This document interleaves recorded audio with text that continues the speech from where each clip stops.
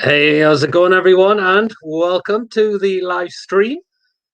Hopefully, you get to see some people joining in this live stream. So, as well, I've already got a couple of comments that I can start reading through. So, yeah, so let me know if you can hear me clearly as well. So, I'll read some comments that have been said to me so far. So far from Andrew NUFC. He says, evening all. Yeah, how's it going? And also another one from Jonathan Young says, evening all as well. I hope you're doing well as well. And another one here, I've got Lawrence Taylor says, hi, Peter. How are you doing, Lawrence? Hope you're keeping well. So again, we'll just wait for some more people to pop up into the live stream, and then I can, another comment from says Yoga Gaming says, hello, you okay? Yeah, I'm doing fine, thanks. And yourself? I've got another one from Andrew and UFC. So, what do you reckon to the latest eye? The looks seem very interesting as well. See Pochettino about 5 to, is it to 2 or something like that? Rafa Benitez as well, not far from that area as well. I know you sent to do is on Twitter, so I'll bring that up on my phone. What you said in the comments section. So. So yes, you did say Pochettino at 5 to 2, Rafa at 5, it's 6 to 4, Luciano Spalletti. It's an interesting one. It's 6 to 1. Roberto Mancini, 7 to 1, former Man City manager. Kevin Keegan, 8 to 1. I think he would definitely love to come back as long as if you know who gets out of this club very, very soon. Hi, definitely. And we've also got Massimo Allegri. Max Allegri, 10 to 1, former Juventus manager, is not in a job as well at the moment. And yeah, say so. Just go and read some more comments in the chat as well. So says Lawrence is good. Hope everything's well. Yeah, everything is all good, man. And you hope everything's well with you as well. One from Don King says, hi, Peter. Hope you're well. Yes, I am. Thanks. And yourself?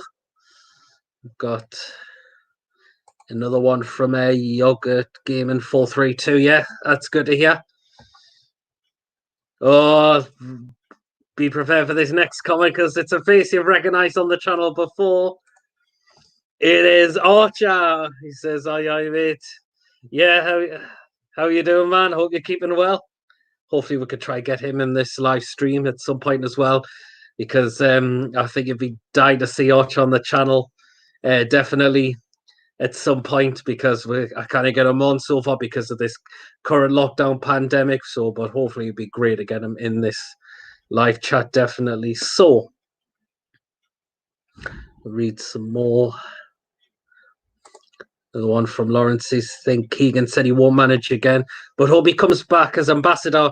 Yeah, I think that would definitely be a good decision as well. It'd be great to see some of the legends return back to the club, have part in the run of the club, or know how to do it, about how they know the club. It's just thick and thin, and how the club should be run properly, not like how it's been running lately, where you've got Mike Ashley, and then you've got his assistant Lee Charney, who doesn't barely say a word at all, only speaks when Mike Ashley technically tells him to, pretty much. And the communication between upstairs and the fans is absolutely way beyond a joke in it. And some more comments. Another one from Jonathan. He says, "Oi, Archer, what a legend!" Archer's definitely been a legend on the channel as well. So, yeah. And we have another one from Duncan. Great, thanks. Enjoying the show. Thanks for the content. Yeah, no problem. Just to do anything just to please my subscribers out there, definitely as well. Another one from Yoga Vlogs 432. Alice says, hello, it's my second channel. I have subscribed, and I think it's your 600 sub. And that is definitely, if you have definitely become my 600 subscriber, thank you very so much. So I'm actually just double check that now if that is the case. So yeah, and it has. become 600. Oh, sorry, I don't think the shown on the screen very well, but it is 600 subs. So I indeed thank you very much for that. So I'll be very well, but and yeah, I'll be posting that to say that I'll probably reach 600 subscribers. So thank you very much. I really appreciate that. So another one from Retro F, yeah, NUFC, good friend of mine, Jay. Yeah, how you doing, man?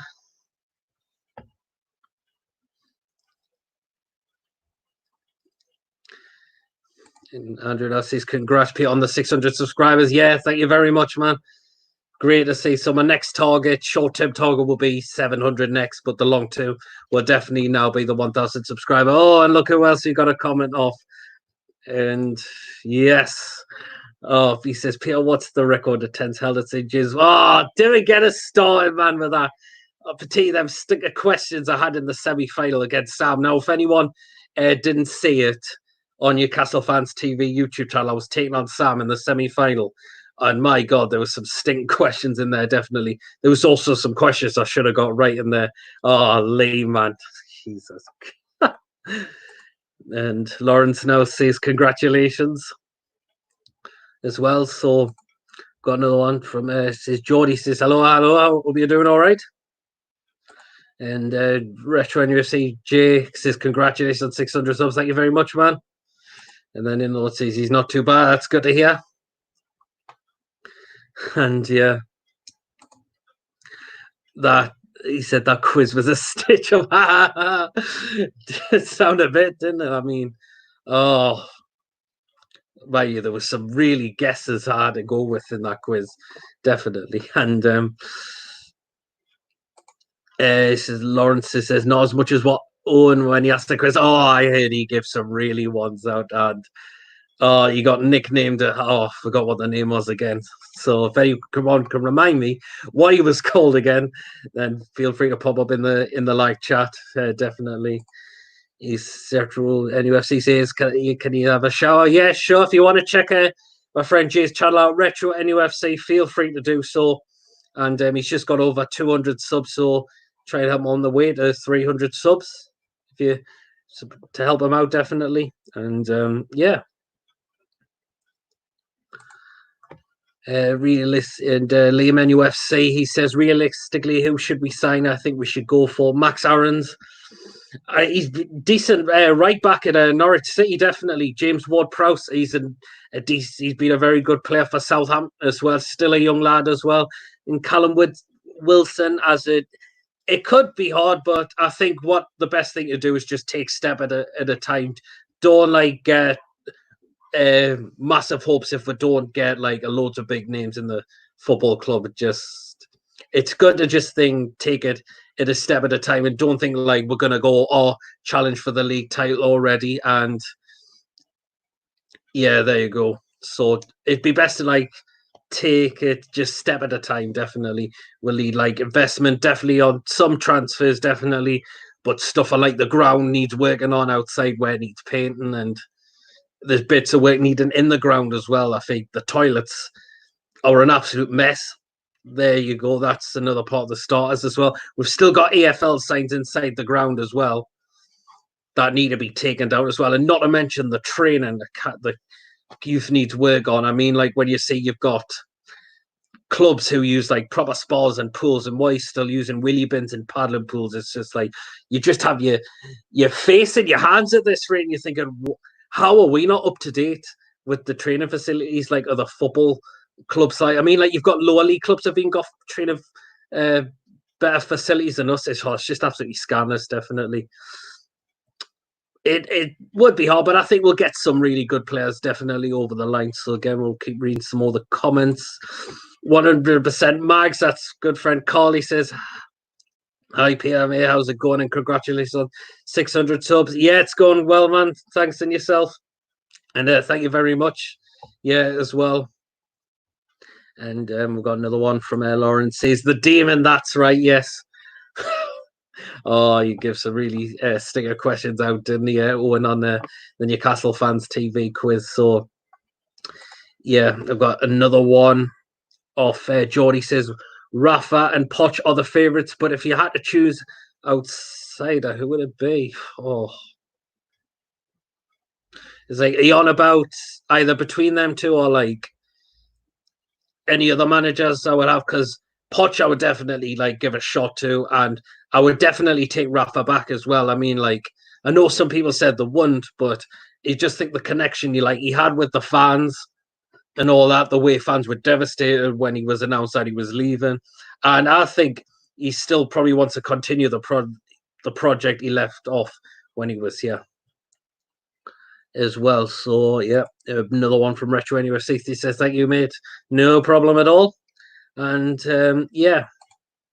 And he says, Andrew UFC says, I agree with that. Take one step at a time, a gradual improvement, season on season. Yeah, absolutely. Then we're not just like completely rushing into things. That's definitely a good thing. Just take step by step at a time rather than just like cram everything in all at once. So yeah, definitely.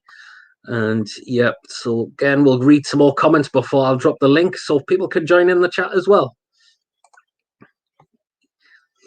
He says, I sort out the training ground before transfers so we can get better players. Yeah, because imagine if we keep signing players and they look at the training facilities and they look at that and you're thinking, are you seriously having a laugh? And I've come all the way from the club, wherever club they've been playing from, and I've come here with really poor for training facilities. And it's like, oh, yeah.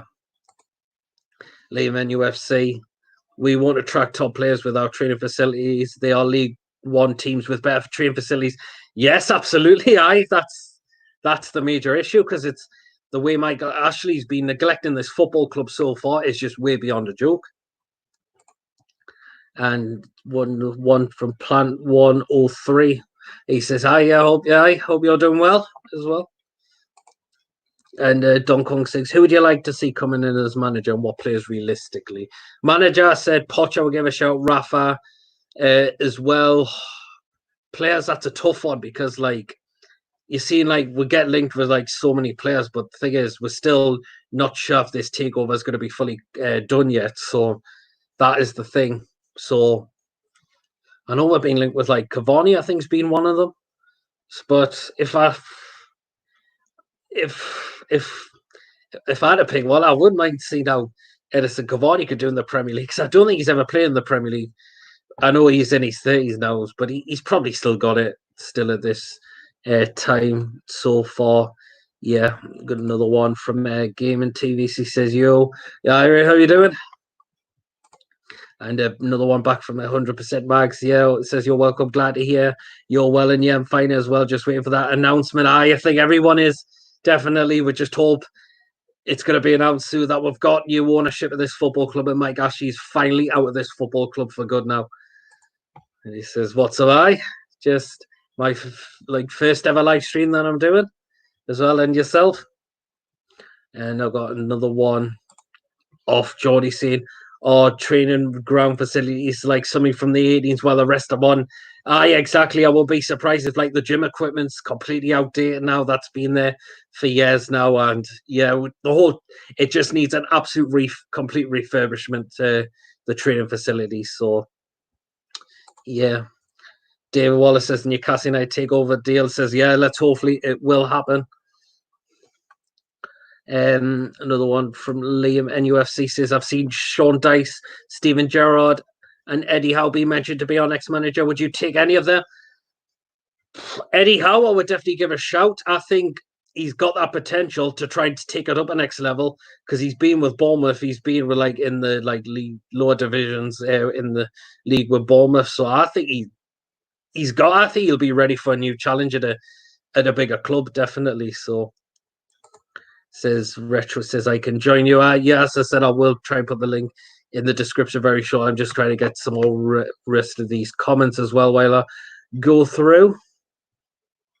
Another one from Lawrence says Cavani's never played in the Premier League. If we sign him, it could put us on the map like Robinho with Man City, even though we'll probably only get 1 or 2 seasons out of him. Yeah, if we did, because like of his age now, I think he's in his like early 30s and all that. So yeah, so he'll probably then, if the if we did bring him in and it didn't go according to plan, you could probably look at Wright and say, like, I could be on the way to retire very, very shortly so far. So, yeah, we'll go back to some more comments. So 100% Mags, he says, yeah, well, Seppi, that's the first thing we need is Ashley.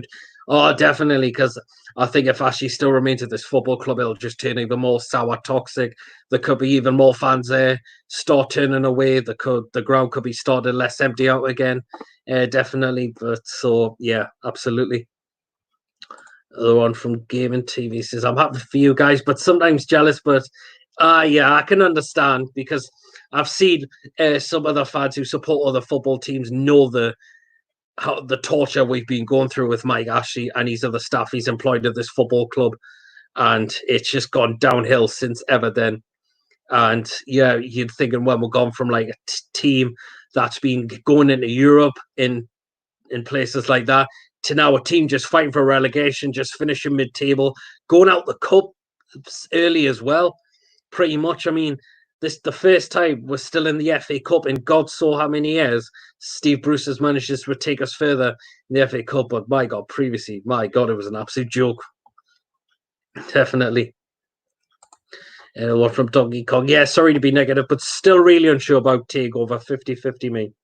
I hope I'm very young and everything goes right. Well, I'm the same as well. I'm just still cautious with it. Just taking a step at a time, not getting too ahead of myself. Like, if it happens, great. But if it doesn't happen, well, I were really shocked. Because it technically happened with the Binzai group that I thought it was going to happen. And then Rafa was gone. And then we were still left being with the same ownership over and over again. Absolutely. And yeah.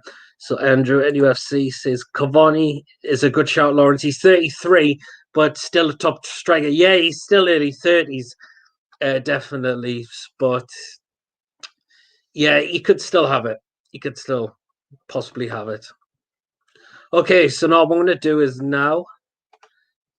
I'm going to now drop the invite in, and hopefully you can join in the live stream as well. So I'll just read a couple of comments before anyone else joins in. Says, Lawrence says, think Eddie Howe's taken Bournemouth as far he couldn't go. Be surprised to believe it, especially I think they'll go down. They're still within a shouting chance of going down like Bournemouth. I mean, they have really struggled this season, haven't they? Definitely. So, yeah, and so Gaming TV, I hope someone can buy us to Arsenal. Yeah, I know Arsenal's had problems with Stan Kroenke, I've heard, haven't they? Where it sounds like they've been starved of investment at times at the moment. So, yeah. Oh, we've got Retro and UFC coming, so we can add them into the stream now. Here we go. Hello, PD Proudlock. How you doing, man? I'm all right. How are you? Yeah, good. And yourself? Not bad. Just want to come and see how things are with you these days. Aye, all good, man. Good to hear, After man. that 200 I hit the other day. Yeah. Oh, it's a miracle, man. It is. So, Jay, what do you think about this takeover? Do you think it's going to definitely happen? Yes, because I want it to happen, Pete. Everyone knows that. But know that we want to get rid of Ashley. He's a greedy. I'm not going to swear. The kids watching. You know, a lot of language on these live streams, over kids watching. A young age of kids. So I want Ashley out. On the day he needs to go. Yeah, He's been, at the end of the day, man. day one, we got him in. He's just being a right, Okay. in the arse. Yeah. Okay, so we'll get a third one. I'm only going to keep this a maximum of 3 people in this live stream. So we'll get this person in, and here he comes. I bet it's David. Hello! Oh, it's Bodgy. It's Bodie. Hello, Bodie. Can you hear us? I can hear you loud and clear. How are we doing, my friend? Good. I'm very good. Mm-hmm. What with the hair like? I missed a bit on the hair like, sir. Oh, I literally had to get it done last week. Like, quite funny. Anyway, take over talk. Yes. So First thing of all, tell us what happened, Ocho, about your haircut, about your pan. You got pinned to a chair and you got it done then, didn't you? Yeah, unfortunately, I got pinned in the chair last Friday, and me mum just like burst out laughing because she thought it was a massive joke, and I had to all the neighbours watching us thinking it was thinking it was so funny. The best thing about it, my legs were up in the air. Oh man! Yeah, God, kid. Right, Archer, this takeover. Do you think it's going to happen? I'm pretty sure it's got to happen, because we have literally had 13 years with Mike Ashley, and Yes. all he has done at the club is he's Run it just dry the ground. he's just run it down. He's done nothing. Aye. All he is interested in is the money. He's not interested in the club. He's not interested in the fans. No.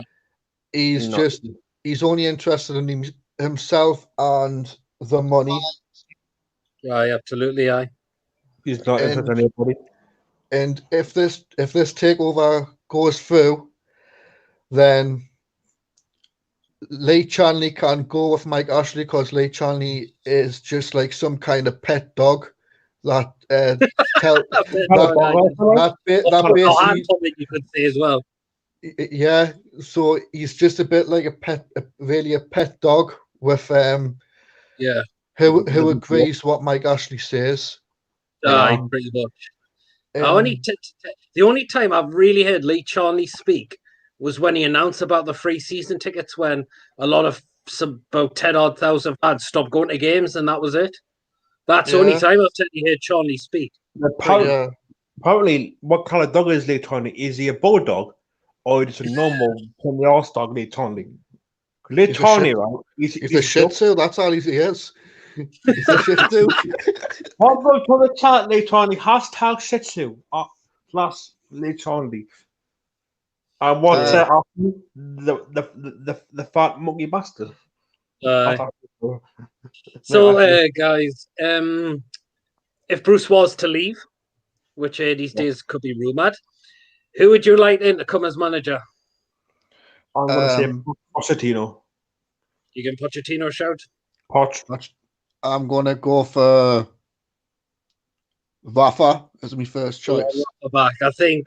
Oh, that's a good choice. That's a good choice, Archer. Okay, reason for that and why? Well, reason for it. What, for Rafa?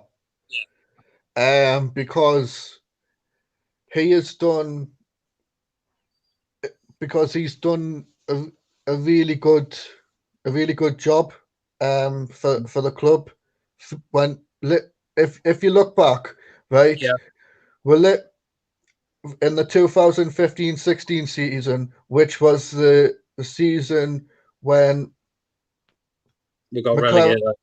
Yeah, McLaren got the sack, and then Rafa Benitez came in. Mm-hmm. He did pretty much he did everything to keep us up, but unfortunately, we end up getting relegated. And he did really well when we won the championship. We just he got us up back. He just literally got us back into the Premier League in the first attempt. Yeah. And the players that we got under Rafa, you name them: Dwight Gale, Yedlin, Rondon, Hayden. I was good when we didn't sign him permanently. I know. Yeah, I know. Lads on that one as well. And then the players that were obviously Mike Ashley sold, i.e. Perez to Leicester for 30 million.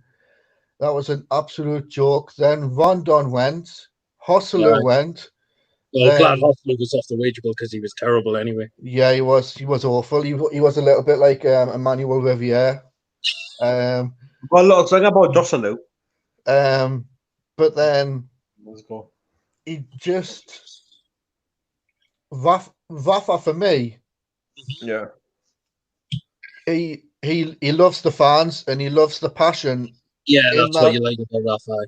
And that's what you need in the club is passion and Absolutely.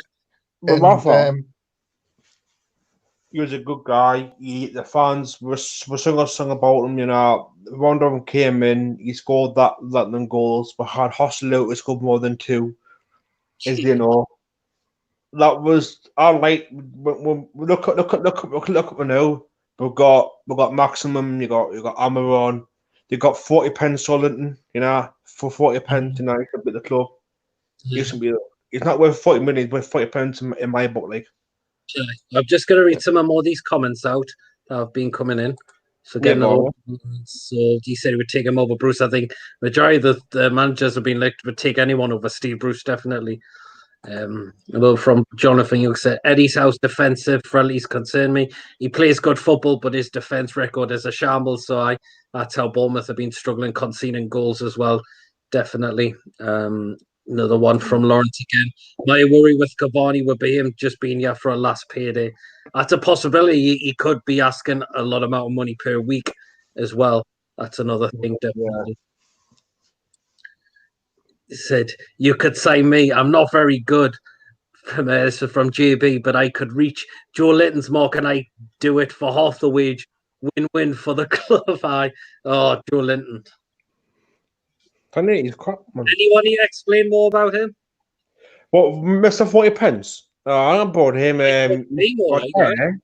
He's got hair. He's Brazilian, you know, but you know, he's got one goal. That was it against Tottenham.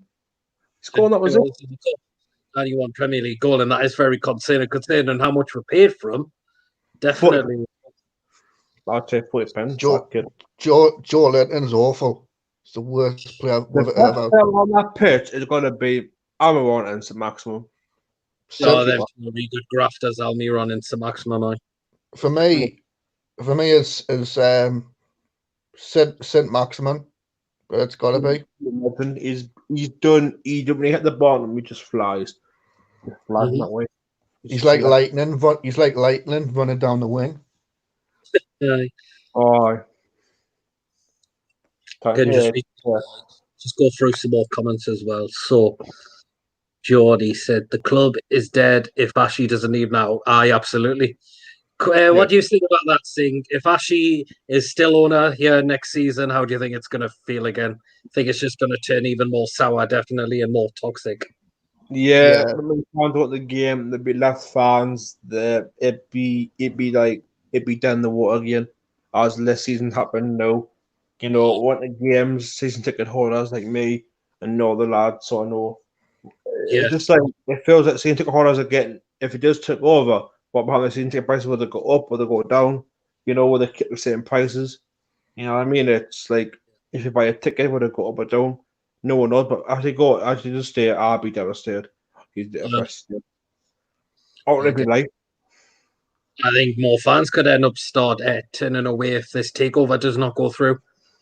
And again, more top players could end up leaving again. I mean, like, I know you say, well, it's good bringing in, say, Maximum Almiron and players like them, but you know, if someone comes in with bids, you know, Ashley's rubbing his hands, thinking there's money on his way. Definitely. Yeah. Money got money. So just go for some more comments. Let's talk NFC.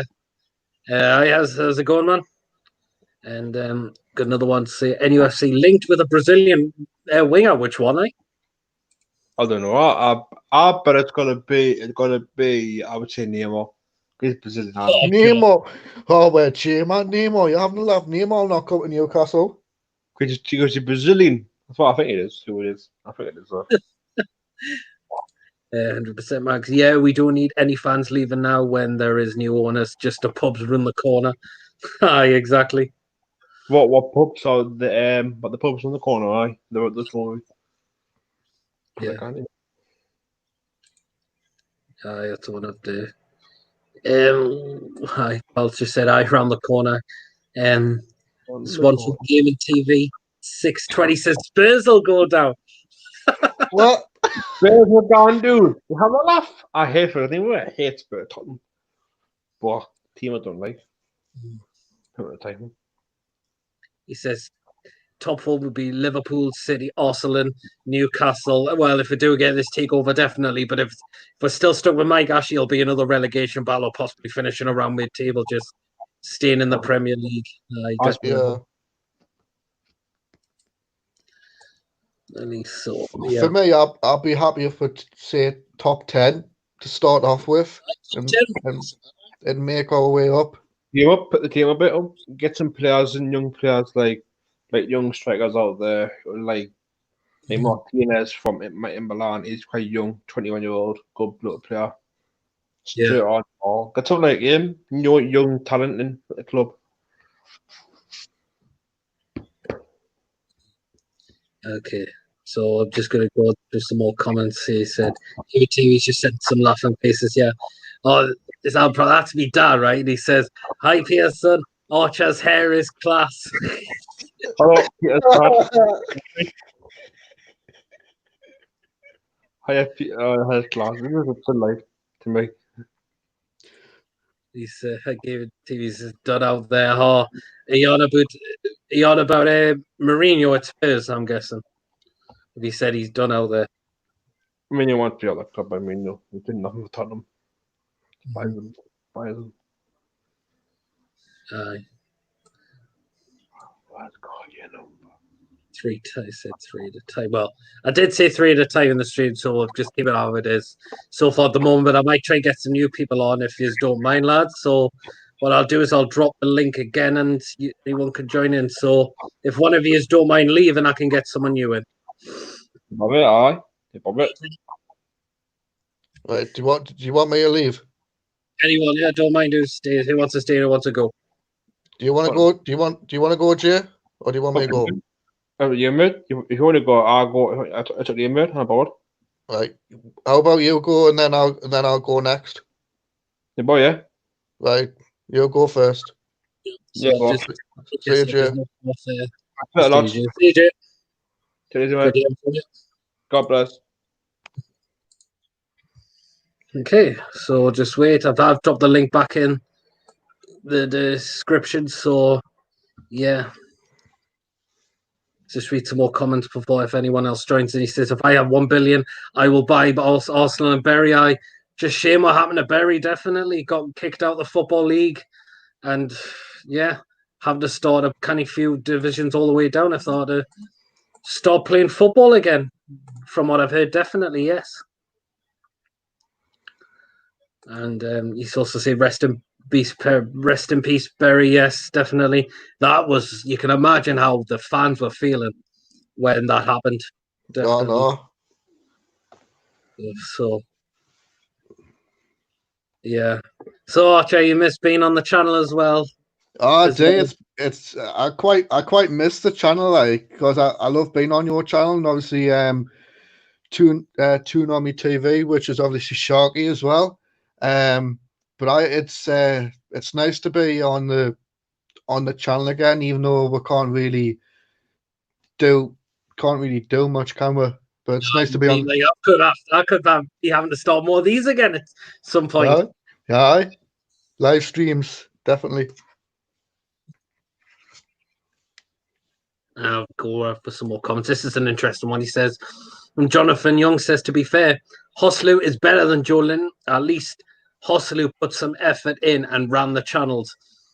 You could see Joe Linton, is he making Hoslu looking world class lately? Between Hoslu and Joe Linton, I think Hoslu's done a lot better compared to Joe Linton. Joe Linton's has done out. Joe Linton's like a Riviere. So far, the thing that they have in common is 1 goal in the Premier League each. Yeah, I'm surprised about that. It's like it took Joe Linton the 3rd game of the season. It took Riviere the 2nd last game of the season. Aye, you only scored one goal away to Loftus Road against QPR. Let's go for some more. Says let's to UFC. Says I want the former Spurs manager in. He's beyond about Pochettino, definitely yes. So, and yeah, this is another interesting one from Lehman UFCs. I wouldn't want Joe Linton and Leighton Orient. I wouldn't want Joe Linton at Leighton Orient. Leighton Orient can have him. He's crap. Just read some on this one's from Musa. This says, "Hi, Petey, how are you coming up with the long term?" Yeah, managing it definitely. It was a tough time with the past of Migrana, but I'm feeling I definitely feel a lot better now. And yeah, I'm managing to cope with it. Are you managing to cope with it as well? And yeah, he says, another one from Lawrence is, would you believe reports about us making Joe Linton the 40 million number 9, knowing he wasn't worth that much and was a winger, or we could have spent less than 40 million on him and lied about the price tag? Well, possibly. I mean, like, for Rondo, we only had to pay the 16.5 million. That was technically way less than what we paid for Joe Linton. Definitely. I know. He's not a 40 million. Not whatsoever. The problem about getting us Rondo on permanent was Rafa gone. And you know what Mike Ashley's like for buying older players as well. Yeah, he prefers to bring in younger. There you go. Absolutely, there you go. Another one. I'm going to look at these. Says another one from Lena UFC says, would you take Joe Linton at Gateshead Football Club? Yeah, he can't go into Gateshead, so he can take Gates to the Champions League. That's my response. Oh man. Lawrence says no way. Oh, this is another interesting one from Lawrence as well. Singing, think it's Tete from Shakhtar. I wonder if that's the Brazilian winger apparently being linked with. Leicester also linked, but can't see either club spend 60 million on a player this summer. Well, it all depends who's going to get which club has the investment for it. I suppose definitely. So that's the thing, And another one from Game and TV 60. It's about the money. Neymar will come if Newcastle pay about 200 million.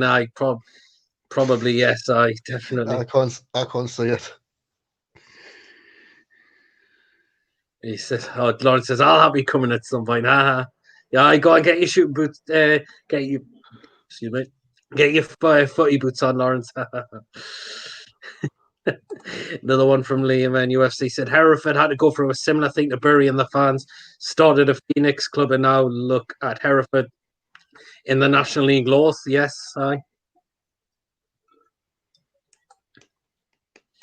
And yeah, he says, Retro says, thank you very much for letting me come on. That's Jay. Yeah, no problem, man. This is another interesting one from one called JB. He said, Rafa, fill the stadium again and give hope. That's gone now, But yeah. I think, he would definitely. Oh, I think we've got someone coming in on the stream, so let's get him in. Wonder who that'll be. Hey, guys. It's Lawrence. Hello, Lawrence. How you doing? Good. How's you guys? I'm all right. All good. All good. He said, Colbert, Archer, do you mind if I let Colin this one? Yes, that's no problem. I'll just leave. Okay, no problem. So I'll get, I'll see. Yeah, if you can put the link in there, Colin, I'll invite you in the live chat, definitely. So, yeah, Archer's gone. I was going to see him back. So, yeah, definitely. We've got another comment one from Neil Calvert saying, love to see Poch come in. I think Rafa's time has gone. Spine of the team, Dubravka, AK, Ramsey, Dembele. I've heard we're being linked with Moussa Dembele from Lyon, isn't it? But yeah, so, okay. Lawrence, what do you think? I think so. So, Lawrence, what do you think about this takeover? Do you think is it definitely going to happen? I think so, yeah. It looks closer than ever. I think the difference between this one and BZG last summer. I think it's Sky reporting a lot of the stuff. I think we just have to be patient with the fit and proper tests. Whereas all the news about BZG saying BZG apparently doing the fit and proper test and agreeing to feet, that came from them. And media source didn't confirm it. Those suggesting things like they don't have the proof of funds. It looks like this group have got the proof of funds. I remember Pete Graves in January saying, it wouldn't be a problem for this group. Oh, definitely. What do you make about some of the other companies that didn't want this deal to happen? You got the likes of beIN Sports and Amnesty International that wanted this deal to be blocked. Well, to be honest, why didn't they just come out with the promise, when they found out the fee was agreed? I think, well, for us, it's beIN Sports. Let's be honest, they're just it's Keys and Gray. Oh, Richard Keys, do get me started with him. Aye. Got sacked from Sky from a reason. You're still thinking, how is he Exactly, managed to get into another football and pundit job at this moment of time? It's Qatar, they bought the World Cup. It's Carl said 100%. Mike said Archer could steal while I was talking. He's gone off now. Carl, if you want to pop on. So yeah, he says sorry about that. That's fine, man. Just if you want to join at some point, yeah, feel free to. Game and TV. That's kind of what I meant when I said I'll happily come on some point. I think you might have thought I was referring to me playing instead of Joe Linton. I just yeah. But just read a couple more comments. Says, love PD, keep grinding, have to go do his stuff. Yeah, no problem, man. Take care. One more from Jonathan Young says, hope we sign Madison or Grealish. I've heard some people say Jack Grealish, but I think if he was to leave Villa, I think Man United is the club eyeing him up, I think, so far. If Man United interested, I think he'd probably go there. I think he will leave Villa because I think they're going to get relegated as well. Still within a shouting chance of going down still. I mean, apparently it's been announced that the football, the Premier League could be coming back in June time, supposedly, but it's going to be behind closed doors, so no fans are going to be able to turn up and watch it, but will be shown live on TV. I suppose that's the only way you can finish the season. And I think UEFA are desperate. Yeah, you could see. I mean, because the government might ease some of the lockdown restrictions, but it might not be a simply good idea to go and mass gather straight away. Still, just in case. Yeah, I think maybe it's like early next season will be when fans are back in ground. I mean, I've got a music concert that will switch from May to August, so that might give you hope. Yeah, possibly. That's the thing. So, okay, Lawrence. If Bruce was to leave, who would be your choice as manager? New choice as manager. I think Rapper's first choice, as I mentioned in the comments. He's got unfinished business. I want to see what he can do with a proper budget, and I think maybe he just knows players. Yeah, because he was he was not giving proper investment at this football club. Actually, was just giving them the very bare minimum to spend on players that possibly might be good enough, but players are going to finish around just outside the relegation or in the top or mid-table somewhere. Definitely, yeah. What was I going to say? I'd like to see what. I know people saying his football's too defensive, and they got a point. Those games I think Rafa had to play that system in that season. Brighton at home in the 0-0, where we didn't attack them enough. I'd like to see what we can do with a good team. Because when we got relegated, we did have a good team. It was just down to poor coaching. But even with Rapper, I think beat Swansea 3-0. Should have beaten Man City, but the offside that was given. And then obviously hammered Spurs 5-1.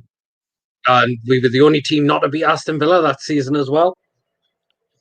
Obviously we deserve relegation for that reason alone. Yeah, absolutely. And I think there was some of the players' attitudes were rotten at that time of the season. Yeah. Just like players, I think, Yeah. players like Musa Sissoko just didn't want to be there. Yeah. They just wanted off the ship as soon as we went down. Yeah, I mean, he's probably going to get linked for the move back, but obviously, I think we feel that if Rafa had arrived a bit earlier at safe work, then things could have been like a lot better for him. Oh yeah, absolutely. Yeah. So I'm just going to read this comment from Liam NFC. He says the World Cup should have been held in Australia as it would have been there if it wasn't held in Qatar. But Australia is more of a footballing country. Yes, that is definitely. I mean, yeah, I think a lot of people didn't agree with it being held in Qatar, from what I heard. Yeah. Might be a bit of blessing in disguise. The Euros moved to next summer because of this virus. Then the Women's Euros been moved to 2022. So the World Cup in December. But I do agree. And I mean, that's even though for the Rugby World Cup, there were games like early on in the morning because they were in Japan. So, we probably wouldn't get that with Australia, but yeah. Yeah, probably be the same with Australia. Sorry. Another interesting one from Andrew NUFC says, agree with you fellas, with Rafa, with another 3 or 4 attacking players, we would be a top 8 team. Yeah, absolutely. I totally agree with that. Definitely. Yeah.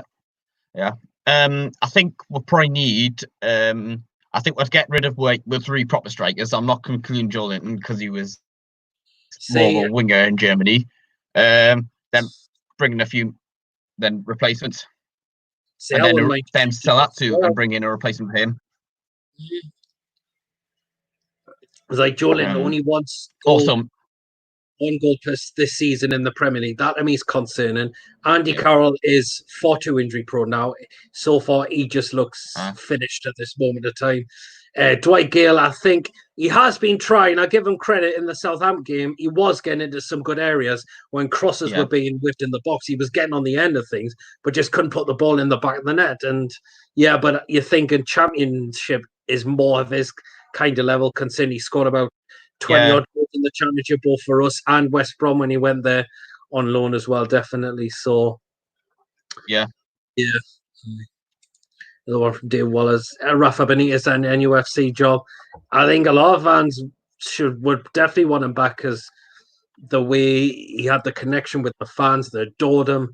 The way fans were heartbroken when he was to go, definitely as well. So and just getting through some more, says JB says, I think whoever we sign should be a dressing room leader. We are lacking there, and the ones we have now are getting old high. That's a good idea. Great idea. Yeah, because I know Richie just signed a contract, but he is getting on. Richie, yes. I sold him after 1 season on FIFA career, and that was just for 4 million. But I think Lascelles, he'll be here for quite some time yet if this goes through. That's possibly, yes. Unless the new manager doesn't rate him highly. Yeah. See, what do you make of all that? Apparently, Richie wants to finish his career at Portsmouth with him being a Pompey fan. I can understand that. Hopefully, they'll get back in the Championship soon. Especially they've suffered a lot. But yeah, kind of hope that's his next club after Newcastle. I don't know. I would think he'll probably go this summer, but he has just signed a contract, so I don't think it's going to make sense for him to be transfer listed. The thing I like about Richie is his passion. He's one of those grafts that likes to get on with the job. He's not one of those people that just be lazy, sit back, and all that. Yeah, he likes. He reminds me of me when I'm playing. He likes to bark out instructions to the players to get in the correct position and all that as well. Definitely. So, and I'll just get through some more comments as well. Liam, NUFC against this. Australia's 11 hours. So imagine what time we have to wake up. Well, Oh, imagine when I was over there, I had to get used to the time difference. Definitely, pretty much. I mean, some areas we're definitely 11, Yeah. but there definitely is some that can be 10 hours ahead.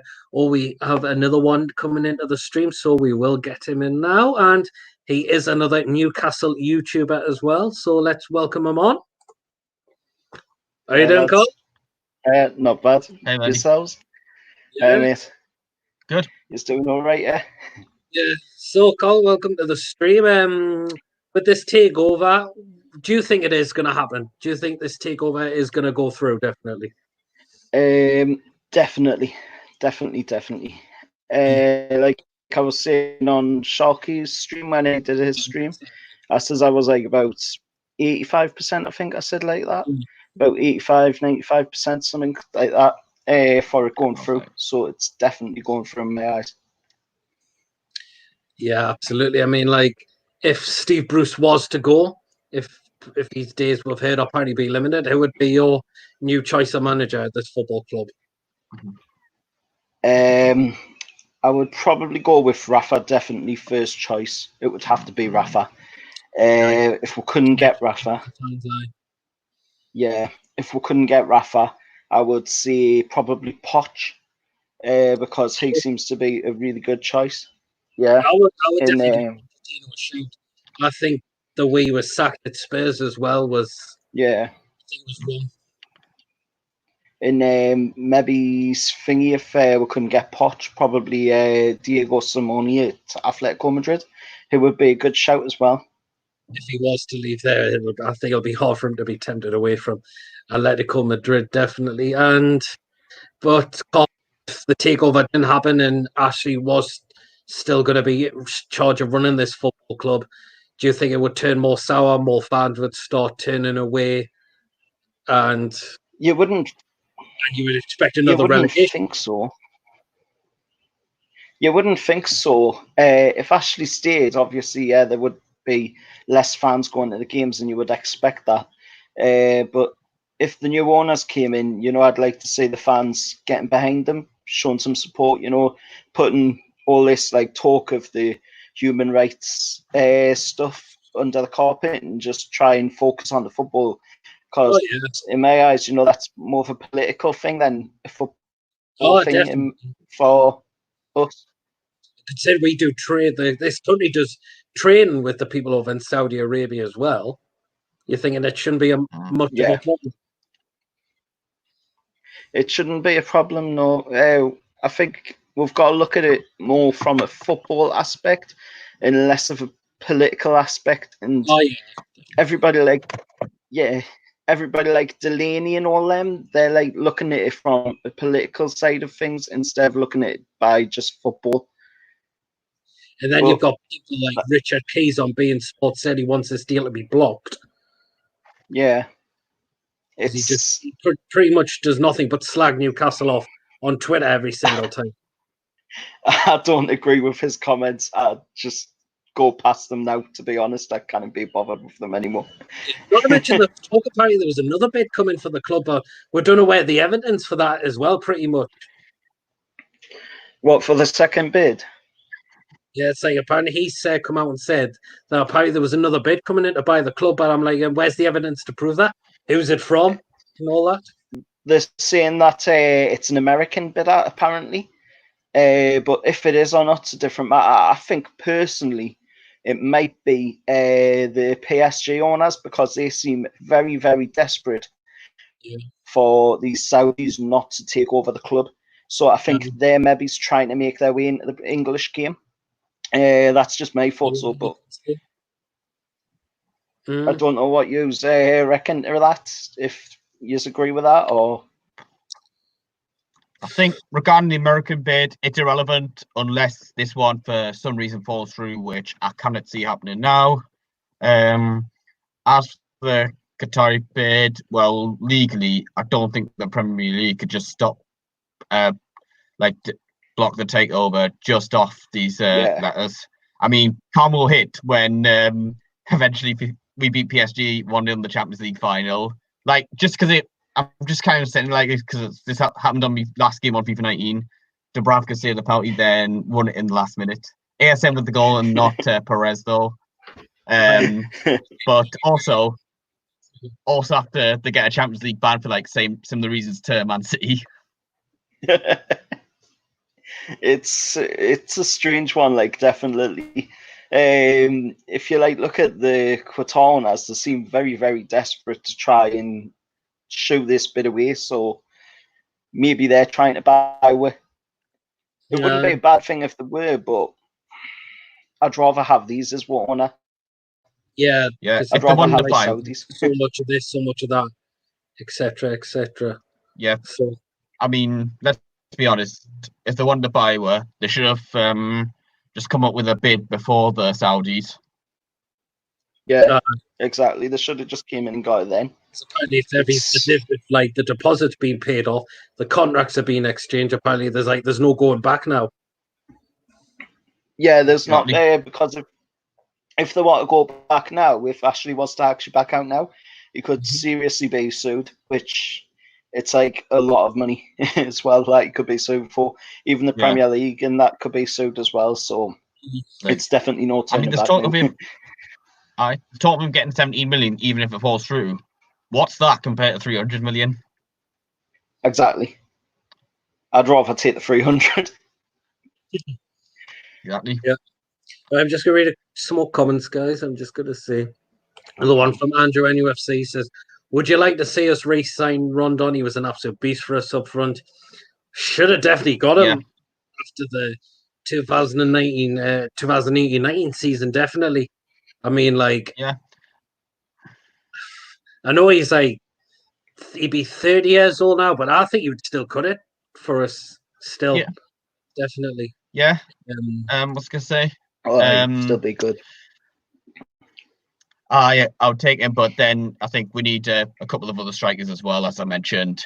I think that one of the problems was we relied so much on Rondon last season. The reason being because obviously we had let Gale go on loan to West Brom's part of the deal. That just left us with Hostelou. Now, don't get me wrong, I would rather played Muto or even Alias Sorensen or Carl Roberts as like we're back up than Hostelou, but yeah, we need. But yeah, there's Rondon can't just play like all those. Couldn't have just played all those games. You know, when Hostelou came against Liverpool, which was right off Blackburn game, which he should have done better in. And watch it again when we had Man City and Spurs the following week. Another question, Carl. Apparently, talks of football, the Premier League could come back in about maybe June time. But if it does come back, it could be likely to be behind closed doors with no fans coming in. What do you think about that? If it was to happen, because I think there's supposed to be another meeting on Friday to discuss about it as well. Do you think it could work behind closed doors to get the season finished? I think it could, to be honest. I think it's a safe idea as well. I don't know how they'd go about doing the social distancing, like they were saying. I had a bit of a joke about that, like, they'll put a line here and a line here and a line here on the field, but I don't know how they'll be able to do the social distancing side of things, to be honest. But I think it could work, yeah. Obviously, it won't have the same atmosphere, being that the crowd's not there. Nah, it won't. But it's a strange one. It's like the government could maybe ease some of the lockdown restrictions, but mass gathering might not be a great idea to do it straight away and all that. Definitely. I think if we couldn't play the remaining games, I would just do points per game. In the low leagues, you'd have the playoffs if you can. Otherwise, promote the highest placed team outside the promotion places. I know this would actually give Gateshead a chance of promotion. But I wouldn't null and void it like Holland have done.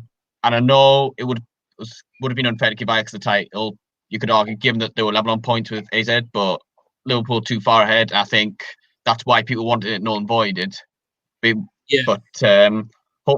hopefully it's not. But as for points per game, I think the only change in the Premier League worth any note would be Sheffield United jumping above Wolves. Still the same teams in Europe. Still the same teams going down. Championship, I didn't do didn't work out because everyone's played the same games. So I think it'd be Leeds, West Brom going up, and Fulham if we couldn't do playoffs still there. Yeah, well, again, I'm just going to read some more comments out. Strange one. I'm just going to read some more comments. So another one from Lee NUFC says, Andy Carroll isn't the player he was when he was playing against teams like Blackpool, Birmingham, Bolton, Wigan. Yeah, it's very true. He's just now an injury-prone player. He's just now spending time in the treatment room now. Definitely, pretty much. And I think he'll be on the way to retirement. Yeah. Andy Carroll along with Steve Bruce's manager, always going to get loads of injuries. Yeah, absolutely. I mean, like, the thing about the injuries we've picked up this season there's been a quite a lot of them, definitely, that we've had. We've had St. Maximum a couple of times. Because I think I remember leaving a comment saying, the injuries come worst time when you mentioned we needed centre backs. Well, we had about 4 or 5 injured after the Leicester game. But for me, reality is just down to coaching, I think, because you can't just say, "Oh, get us more of these players," when obviously you can only have so many players in your squad. Yeah.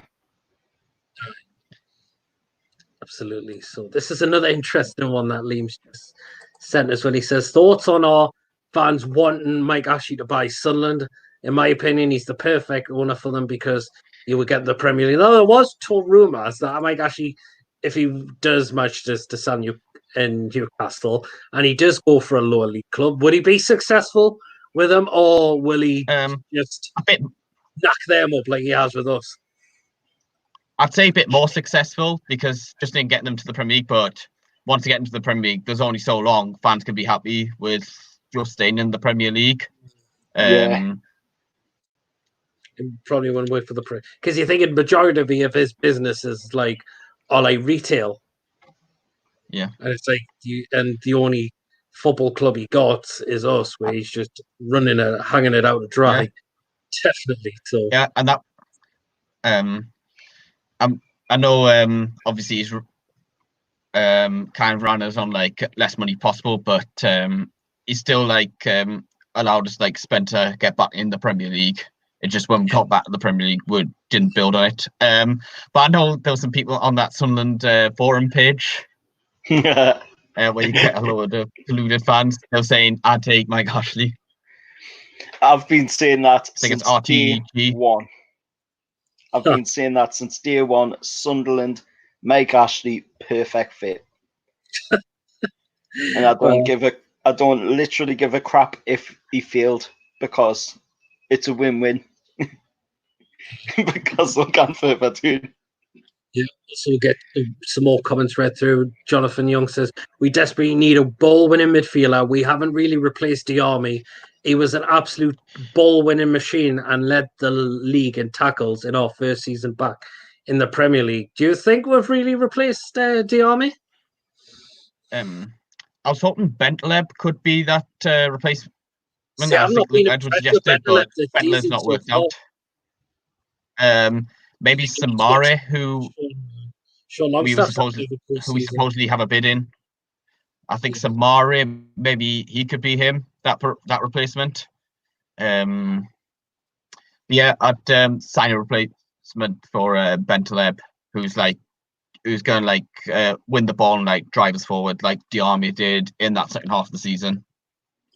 I'm going to read this one as well, because this is a very interesting one as well. And it says, do you think Carroll was more of a PR stunt than anything else? I wouldn't say that. I wouldn't say he was a PR stunt. I think we brought him back just to get more fans going into the stadium. Maybe a little bit of a PR, but I still feel like he deserved to come back. He deserved to have at least another shot at the club, and he did all right in the club, to be honest, before he got the injury again. It's just another one of the weird ones, another weird decision, but somewhat of a good decision, I thought. Yeah, definitely. We'll get this comment on, and 2.0 TV. Sharky says, good evening, lads. Hi, Sharky. Yeah, there's no in the live stream at some point. I will put the link back in the comments.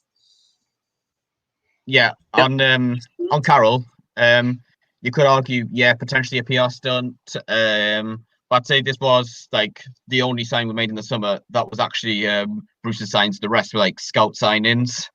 Yeah. But at the time, I thought, all right, it's win-win. We've got him on a free, pays your play.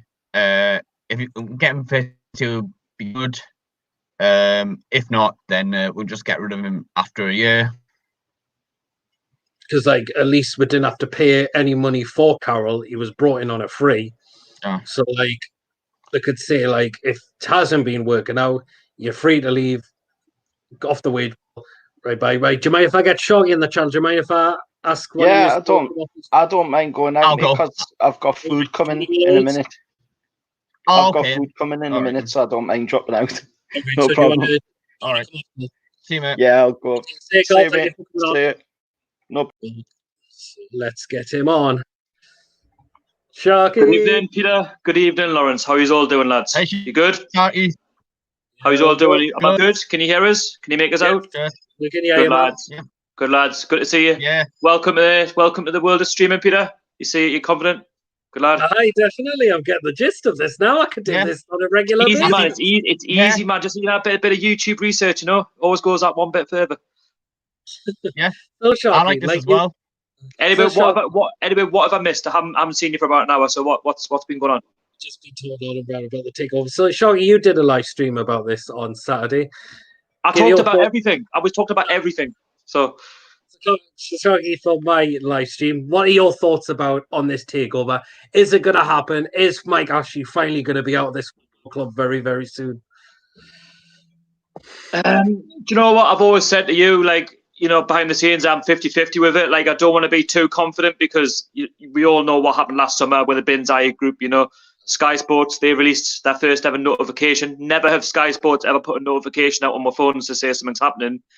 This time we've had 3 different notifications, and I think now is probably the right time for Mike Ashley to give up the club because, listen, like, he hasn't got the money anymore. Obviously, pandemic, his businesses are suffering. And how is he going to run a football club and run Sports Direct at the same time when he hasn't got the money? And if these Saudi Arabia Public Investment Fund owners are legit and they've got the money and they have got the wealth behind them to take the club forward, then I think after 13 years of not progressing, a club that's been on its knees for over a decade now of no progression whatsoever, now is just the time this to give up and give it into new hands. Yeah, absolutely. I mean, but if Ashley was to remain as owner of this football club, you sense it could turn more sour. Do you think also more fans might start turning away as well? Well, they have anyway, because this season, what it was start on, was at around 43, 45,000, something like that. And obviously, it got to the point where he was getting desperate. There was a lot of TV games, and the TV, like Sky, for example, they don't like it when there's not many people in the games. It makes them look really bad and really poor. The fact that there's empty seats, and they prefer it when there's a full ground, don't they? And obviously Newcastle are known for it. That's why we keep getting all of these games, because we'll just pack out anyway, home and away, But the way I see it is, from my point of view, it was a bit of a PR stunt to get the fans back in, the half-season tickets, which were sold for free.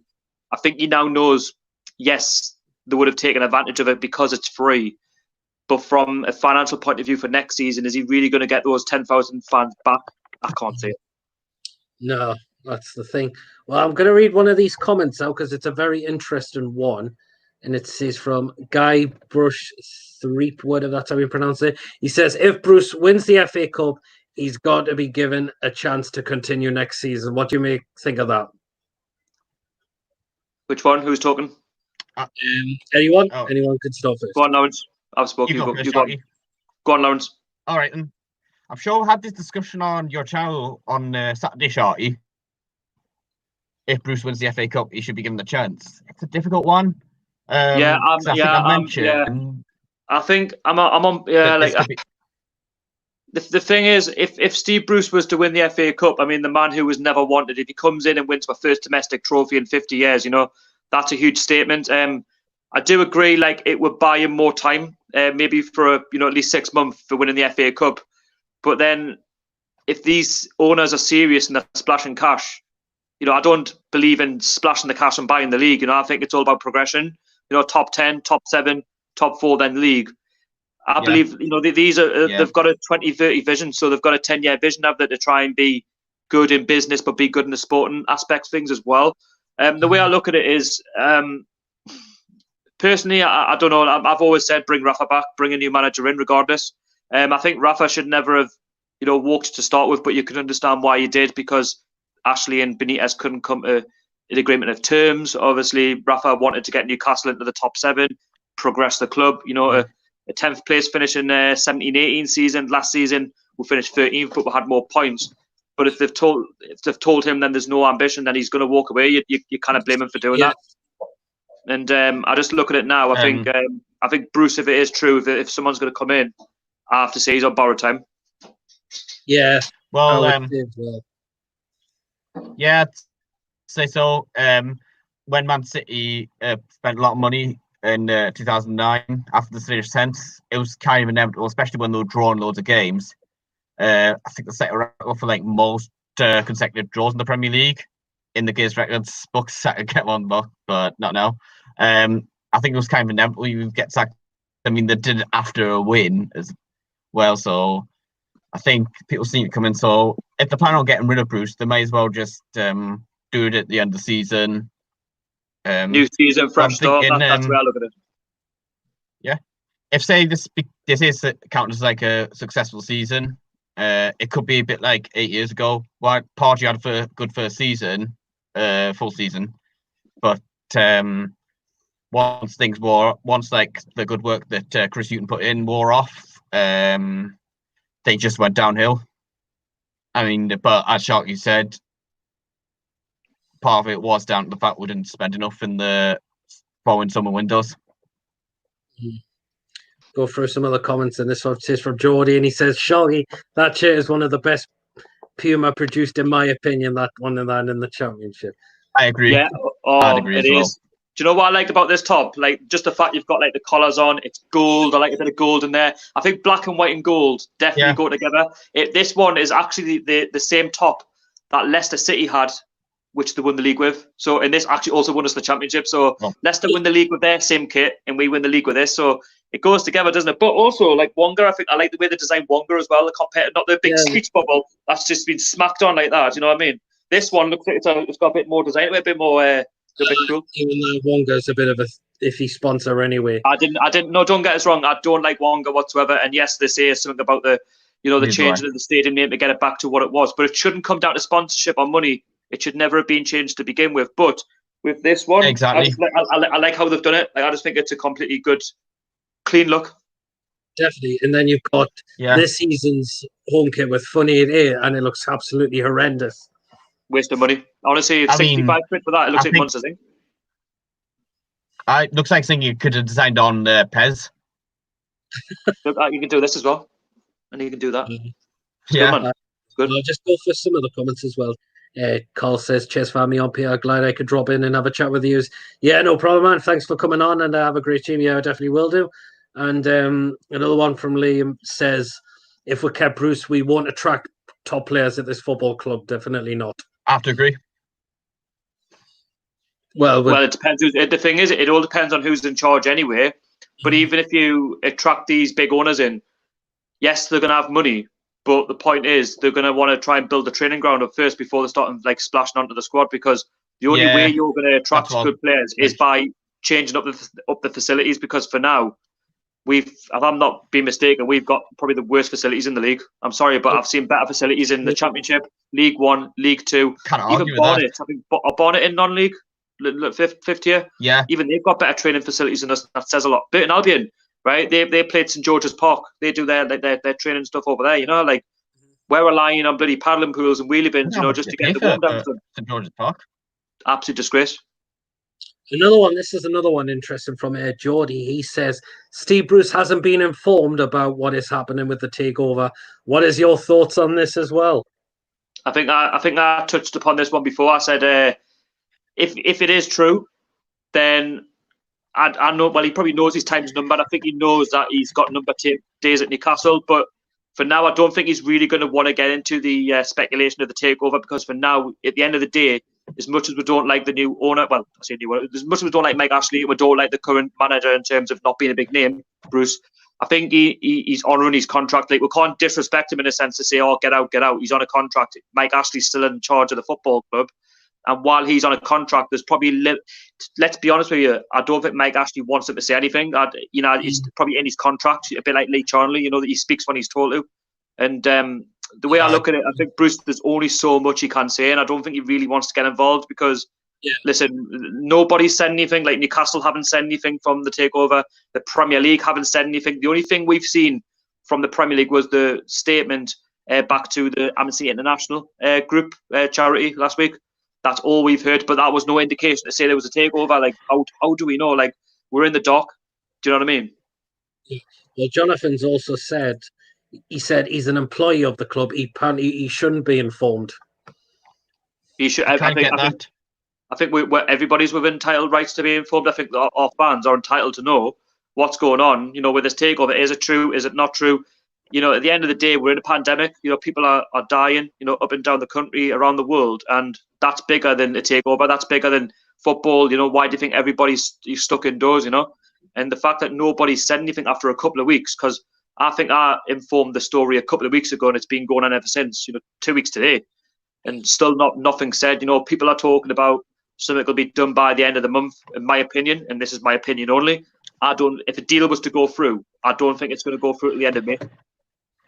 Yeah, you get loads of reports saying it could be done by the end of April. Who do you believe? Who do you believe? Yes. That's the thing. If anything, not believing them, if you just believe them, you think, it's going to be done very soon, and then it's not done in that time frame, then you probably get more worried. I keep saying, take things with a pinch of salt. Don't believe everything you hear. Don't believe everything that people say. Unless you see them holding up a shirt or a black and white scarf, or it's an official on the Twitter or on their website or on their YouTube doing a video for it, then believe it then. But Chronicle, doesn't matter who they are, they might be respected journalists, but are they really respected when they've said this in the past and nothing's came out? Don't get us wrong, you might like these journalists, and I've got nothing against them as human beings, but listen, like, we've got to stay grounded. Like, we can't, yes, we want to get excited, of course we do, but we need to keep level-headed, because if we get ahead of ourselves, you see a lot of people saying that they're 95% sure that it's going to go through. How can you tell me you're 100% sure that this deal is going to go through?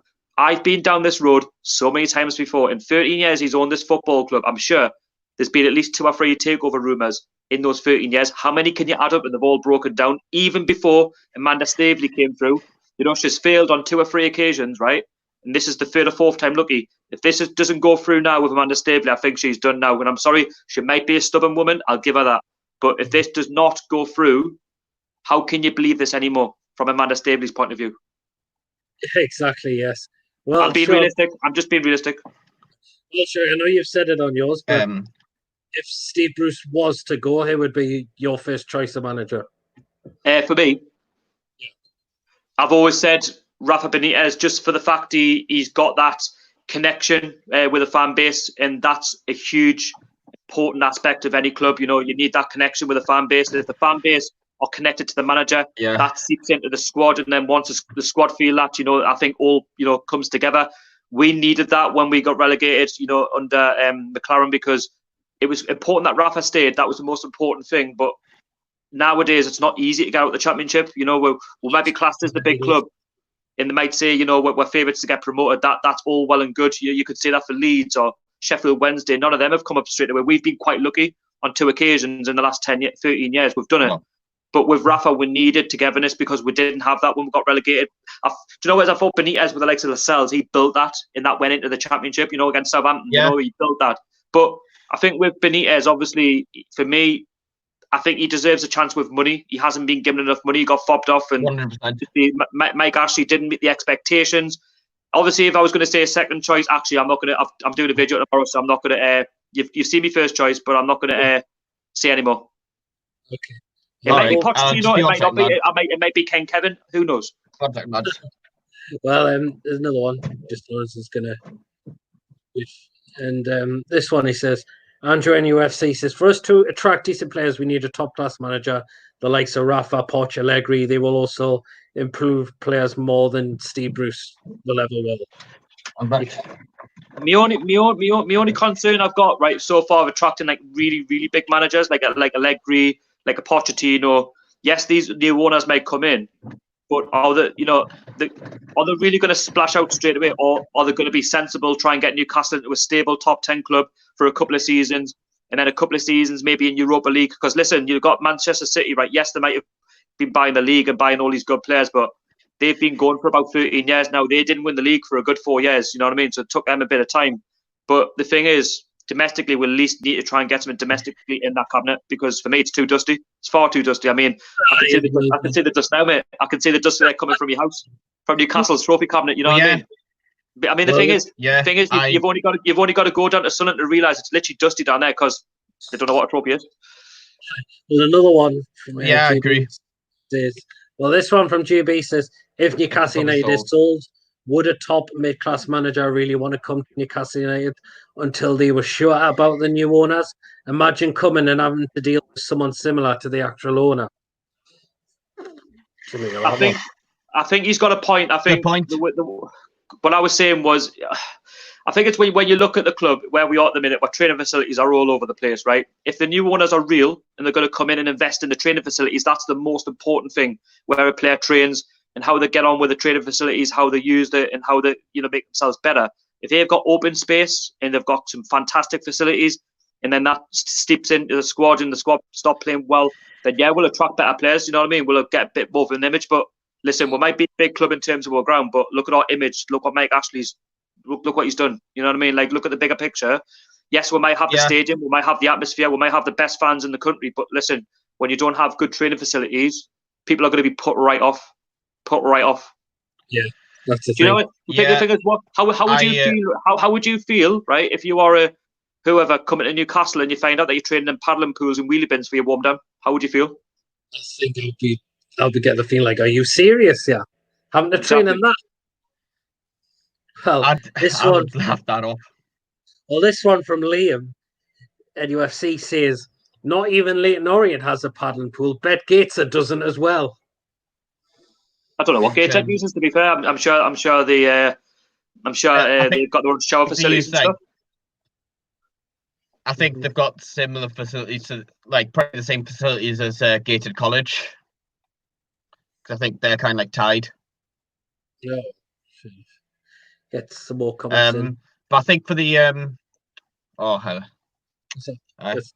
I think for the training ground, I think Lawrence. I think if I'm not wrong, I think you're cutting out or you're a bit delayed. It is a bit laggy, but Lawrence. Yeah, but you're lagging up a little bit. Like I can't. You're going away from the screen and stuff. Sorry, man. I just thought I'd let you know, because when you're talking, like Peter's saying something and you're saying something afterwards, I think you're a bit delayed, just a bit. All right. But thinking on the training ground, I think if they come in soon, and maybe say the players do go for this isolation camp that's been talked about for like 9-7 weeks to finish the season off, then during that time they can do their training ground upgrades in time for the next transfer window, whenever it is. Interesting. I mean, who knows? You know, if they talk about this new training facility, right?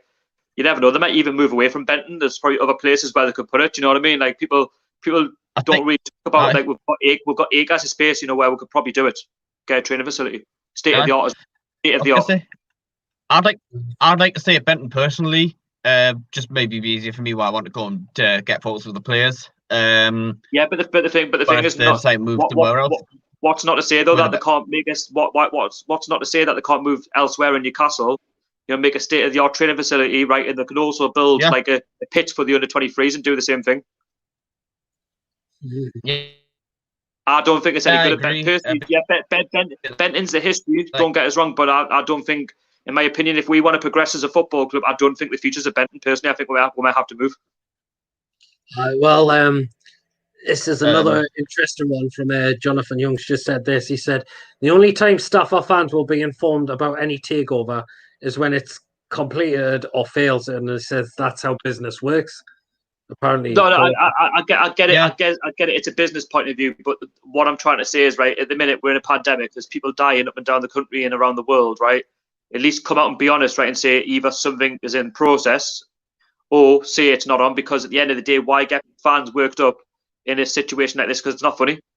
I'm at the point now where it's not even funny. It's serious. Like, you know what I mean? I can understand if things are just back to normal and everyone's doing, you know, what you would usually do on a daily basis, go to work and provide for the families, etc. But when we're stuck here indoors, right? Yes, fair enough, it's given us something to talk about. But the point is, this is a serious matter, and like they need to come out and say this. Be honest, like even if they come out and, you know, put out a 30-second clip from the house, or Lee Charnley, Mike Ashley, the Premier League, somebody come out and say something. I've said this on so many videos before. This one, come out and say, be honest. There's nothing worse when someone's not honest and they're trying to get clicks, or they're trying to be dishonest, because that's where I lose respect for a lot of people, and that's not where I want. That's not the route I want to, you know, go down. You want to respect all these journalists. Don't get us wrong, but if it's all tripe and that's what it comes down to, which is probably what I'm expecting when I'm 50-50 with this, then I'm sorry, but someone's got to come out and be honest. Yeah, you were saying, Lawrence? I'm thinking. I just tweeted out before earlier. I think this because like Man City's owners did this for their takeover. I think maybe once they pass the if and when they pass the test, maybe they'll put out a statement saying we're going to get it completed on this day, and then on that day the club put out the statement saying it's pretty much done, and then there's mentioned stuff like, is Lee Charnley leaving straight away, or is he doing this handover period before he leaves? I wouldn't even give it the rest of the season, mate. Like, if this goes like through, I'd just get him out the football club as soon as possible. Sorry, like, get him out. Oh yeah. I don't want people like him in our football club. He doesn't speak. I don't even think he's been any good for our football club. Like, I think I might have only heard him speak once, and that was when the half-season tickets were getting dealed out. Apart from that, I think that's about it. I've heard Lee Charnley speak, to be honest, as well. All I see from Mike Ashley and Lee Charnley in the match is this. Like, we could be 3-0 down. No, we could be 3-0 down right at home to somebody like bloody Burnley, who we should be beating, and he's like, because that's the what's all that about? Like, why? What? This is the thing with Mike Ashley. This is why we don't want him in the club. Why are you laughing at your own fans that are paying you wages to get back into your business for you to be better? Like, why are you? He's lucky he's got this club, this fan base. He's very, very lucky. He's got one of the best loyal fan bases in the country. Loyal. We've stuck through this club through thick and thin, even through 13 years of utter dross, and he still continues to laugh. Exactly. Well, this one from Jordy, and he says, how many times has the deal gone to the company's house before? But this one's, but you say that though. But this one, what people are saying is it's gone to the Premier League, and that hasn't been done before. Yeah, saying Lawrence. Yeah, I think that's what's got a lot of people optimistic. I know the Premier League, the BZG one. That went to the. I think that went to the company's house. But it never went to the Premier League. That didn't come out. Never went to the Premier League. Yeah, that's it. And similar with Sunderland's supposed takeover earlier in the season, it said that was just a bit of investment. And who was it? Richard Keys is like, I'm friends with the Premier League chairman. It doesn't matter who you're friends with. If these people have got money, right, and it's making the Premier League better, who cares what you say? The thing is, they could talk about the human rights stuff as much as they like. Don't get us wrong. I'm not. If it has happened, I don't want to speak about their background because it could be alleged, but don't know if it's true. You got to be very careful, what you say.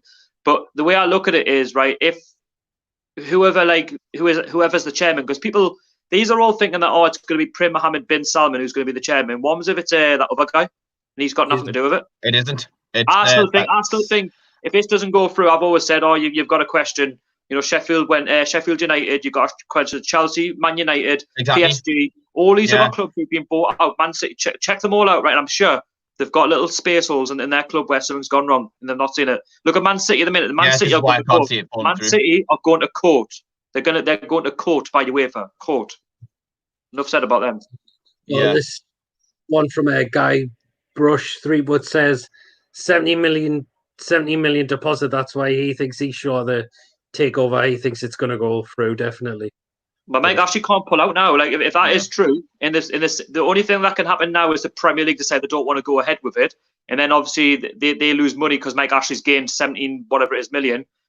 Listen, if the thing is, that's where I'm a bit confused because nobody's come out and said anything. If the Premier League had put a statement out last week and said, yeah, there's some sort of talks, then obviously a lot more people are a bit more optimistic. They're optimistic anyway because everyone believes it's gone to the Premier League, but we don't know if it's true or not. Like people say they're 90-95% sure. I can't be 90-95% sure if nobody's come out with a statement. I'm 50-50 because if I get ahead of myself and get too excited, what can happen? Leads to disappointment. But if it doesn't go through and you're 50-50 with it, then you can say to yourself, well, actually, I wasn't shocked. Like, it's the same old. Well, this one from Yoga. I think. Oh, yeah. You say, Lawrence? I think with Amanda safely being on board, obviously she helped with the Man City takeover. She would have known what the test would have involved. So, so for me, she would have made. I think Lawrence is lagging bad. He's lagging badly.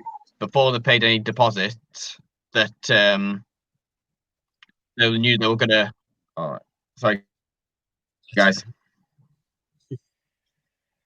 Yeah. Actually, Lawrence, do you mind if I thinging you and try to come back and see if it makes an improvement? All right then.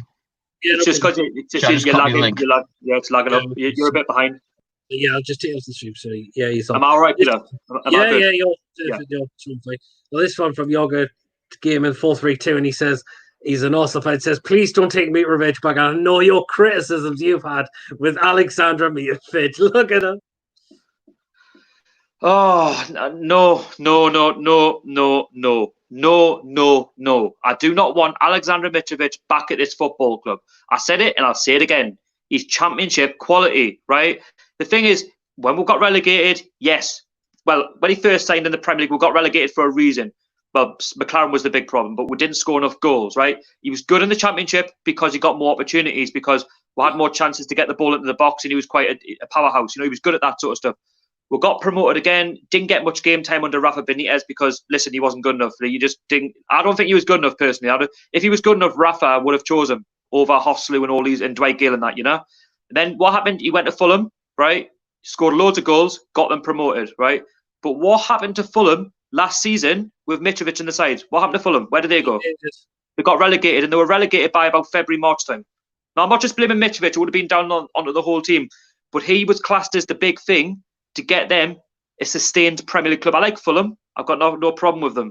The problem I've got with Fulham, and the problem they'll always have, is they don't have a clinical striker. And I don't think Mitrovic, for me, I don't think he's what everybody expects him to be. I think he's about my age. But listen, I think a couple of years he'll get back into the Premier League, but I don't think he's a top-end Premier League striker. I think he's bottom-end, personally. And the proof's in the pudding. Us and Fulham relegated. We'll get Lawrence back in the stream to see if it's improved a bit. The thingy. Lawrence? Hi, guys. Hi. What you were saying on Mitrovic earlier, I do agree that, he's not going to be a world beat like some people will say. Some people act like we got rid of him next year when Rafa sold him. But I wouldn't want Rondon back. Any good. Don't you want Rondon back? Don't get us wrong. I think Rondon was great for us last season. But people miss the point. If we get a takeover, do you know how many strikers we can be linked with? Sorry, but we can get. I mean, we can get young strikers who've actually got ability, like strikers who are maybe 22 to 25, maybe just going into that peak of strikeness, and we can possibly get someone who can get 15, 20 goals a season. Rondon might be able to cut it, but I don't know. I think with a takeover, I think we can definitely get younger strikers, but with a bit more experience. From Serie A, La Liga, we can go in them leagues. How many times have we bought cheap strikers for next to nothing from the French league and they've been no good? Well, Joe Linton for a start, but he wasn't cheap, but says it all really. Yeah, well, another one from Geordie says, company's house and deposit paid. I'm pretty sure this deal is completely different than previously. Yeah, I totally agree, but just wish the club would come out and say something about this. Or that's what I keep saying. That's what I keep saying. I say it all the time.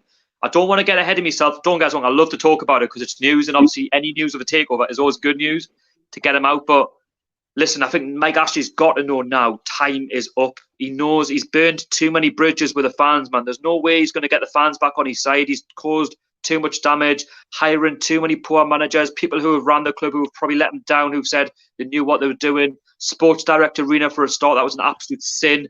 Hiring, like I say, we've been relegated twice, selling and buying players behind our back. It's literally just been about profit margins and taking the Premier League money for what it is as well. Do you know what I mean? And the stadium's been neglected. Guys, I can go on forever about Mike Ashley. I could do a full hour video on Mike Ashley if you really want us to. I'm sure I'd get a lot more views and a lot of subscribers for that. But listen, it's not worth putting him in the spotlight for that long. Do you know what I mean? He's not worth it. No, The quicker, definitely not. the quicker we get him out, the better. Aye. Absolutely. Also, the tax bill with Belgium as well. Apparently, he Mike Ashley's agreed a to like fraud. settle it. Mike Ashley is what you described as a fraud. Aye. Absolutely. Well, get another one from Geordie. He says, would you prefer to do a Liverpool in the sense that the sides which get relegated, we buy the best players, which they did with Wijnaldum, or buy players right out that play for big clubs? That's going to be difficult, though, because it's going to be difficult because I think we Yeah. need to build our own. Listen, we need to build our own identity. It's not a case of going out and buying all the best players because you can make mistakes. You can pay 30, 40 million for a midfielder or a striker, but what if they're really piss poor? And you know what I mean? They're hard to replace, and you're losing money. The last thing that we want to be doing now is losing money and going into like sort of financial difficulty if they were to ever say if they bought when they pulled out because they just couldn't win trophies because we were buying poor players. What we need to do is we need to build step by step, even if we're buying average players and then build them away through, get better players, making the average players better. Yeah. Man City had a structure, you know what I mean? Yeah, they might have bought Robinho, but he didn't last very long. They had to buy the next big thing. Who did they get? Tevez and all these players. You've got to build, you've got to gain a reputation. We might be a big name, right? And we might have the big stadium, but we need to build our own identity. We need to start off at the bottom and work up. Because listen, we had this conversation before. I don't want us being a QPR. Yes, QPR are a smaller club and they generate less fans and generate less money. But look what happened to QPR. Yeah. They bought Samba from Blackburn and got relegated. And they try to say we're the biggest. I mean, they got relegated. So got to be careful. I think, this is probably why Rafa didn't have like the world's best players as like his transfer targets ever for us. He must have been laughing though. Like, I'm no offense to Rondon, but did he really want Rondon last season? Probably not. He probably wanted a striker worth a good few million. Not Joe Linton, but like somebody who's recognised. You know what I mean? Like, no offense to what we got. Like Dubravka, I mean, would he have wanted Dubravka a couple of years ago? Probably not. You would have went in for somebody with a bit more. Rafa wanted Newcastle to get at least Europa League, and I think that is that. Like, you look at that 7th place, right? Top 6, it is what it is. I've said that before. 7th place has been neglected like a rotten tomato. Like Burnley, Everton, Wolves, they've all finished there. There's been no consistency in that place. As a club in Newcastle's stature, we should be finishing there. I'm not saying we deserve to finish there, but from a club point of view, we should be. Yeah, if we gave Rafa the money we spent this summer, I think, and then we didn't have this pandemic, especially with Arsenal underperforming, for example, we would probably be getting Europa League. It's what we should be achieving. Like, we used to be a club, we used to battle in the Champions League, we used to battle with the Europa League. If we didn't get Champions League, I mean, again, it's sod's law, isn't it? You know, at least like you UEFA Cup and Europa League. Give us some. Listen, I mean, a lot of fans at the big clubs and that they'll say, "Oh, we don't like Europa League." You see a lot of it from the Arsenal fans, but now we see them panicking that they're 9th and that they're not even going to get Europe full stop. Be grateful that you've got some sort of European football. Like, listen, we played up against the likes of Anzi Bekatschlager, and we played up against the likes of Benfica, and they were buzzing. Not because the fact we hadn't been in Europe for years, but the fact that there's no better place to watch European football is on a Wednesday or a Thursday night or Tuesday night at St James's Park in the Champions League or the Europa League. Listen, if we ever get Champions League, like what Leicester did, they're not going to be those little bloody things flying around. There'll be a lot of stuff. Our stadium, imagine that, like a Champions League night, Gallagher flags, but the whole stadium is decorated. Imagine. And we're not going to boo the anthem like Man City fans have done. No, but the thing is, painting the bigger picture is we need to build our own identity. Yeah. And if we want to get into the Europa League, we need to try and build things slowly, not just throw money at it and feel as if we have a divine right to be where these other clubs are. Because you look at Man United, though, right? They're fed up the buying players now, but they never used to be like that. When they were getting titles, they had like, their sort of entertainers coming through. Like Giggs, Scholes, Beckham. They all came through. Yeah. Who else? Liverpool. Fed up they haven't won the Premier League, but they're going to. But they had some very good players back in the day that built it up. Gerrard was one of their own. Obviously the likes of Arsenal, they started buying players. Chelsea have done this, but that's where football's going. A lot of clubs are buying players, but I want to see Newcastle. If we are one of the richest clubs in this league, I want to see us build from the bottom and work way up. And if we just buy things, right, I won't have any respect for the owners. That's the way football's going. Yes, I'll take titles. I'll take it. Don't get us wrong, but like, I want to see it earned, not just let's go and pay 60 million or 70 million for such a player. No, let's build. Yeah, it's a good idea. So I mentioned that with Tete, the lad we got with the Shakhtar. I think he was quoted 60 million, but I can't see us before you go on your next question. Also, I want to see some work done on the academy. Because listen, we've got some back in the day. We had Shearer, Beardsley, right? Some very good players back in the day coming through the academy. Got Matty and Sean Longstaff. Hopefully, Matty gets his contract.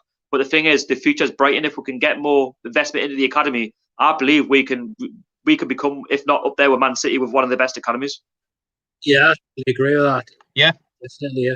Well, we'll get through some more comments then. Another one from Yogurt Gaming 432. He says, I think they should get some good players who know the Premier League, but I don't know what will happen with the current players, but we'll just have to see. I think with some of the players we've already got, I think some of them will be shafted out if we get a new manager and this takeover. Yeah. I mean, because a lot of these players we've currently got, majority of them are bang average a lot of the time. I've just been reading that Javier Manquillo's being linked with a move to Fenerbahce, Turkey, this summer. I think he'll go. No, listen. There's the signs. There's the start. The start clearing them out. I mean, I don't rate half the squad anyway. I don't. I don't rate half the squad. I think we can do so much better. Yes, don't get us wrong. There are a bunch of grafters. I will give them that. I do appreciate a squad that battles, but when you know you could do a lot better, you can track better players. I mean, listen, if you're whether Man City fans turn up to the games or not, imagine watching that sort of football week in, week out, though. Like some of the tick-attacker having shots from about 45 yards and the keeper having to tip it over the crossbar. Not just lump the ball into the box and just hope that someone sticks a nut on it or something, or just scrappy balls and like Andy Carroll like passes it across and he taps it in. Like, I want to see some sort of tick-attacker. I want to see like free kicks scored from like bloody 60 yards. Dude, I want to see all this. This is what I want. This is what you pay your 30 quid for, or your season ticket money, you know? Definitely, yes. Absolutely. I think majority of fans will happily see majority of the current squad will definitely go. I'll tell you who I keep. Yeah. I'll keep Dubravka. Go on. Jamal Lascelles. Yep. Isaac Hayden. Yeah. Alan St. Maximin. All right. Almiron. Okay. Sean Longstaff. Matty Longstaff. And possibly, if I'm being nice, Fabian Shaw. The rest of them are all fighting for their careers. That's it.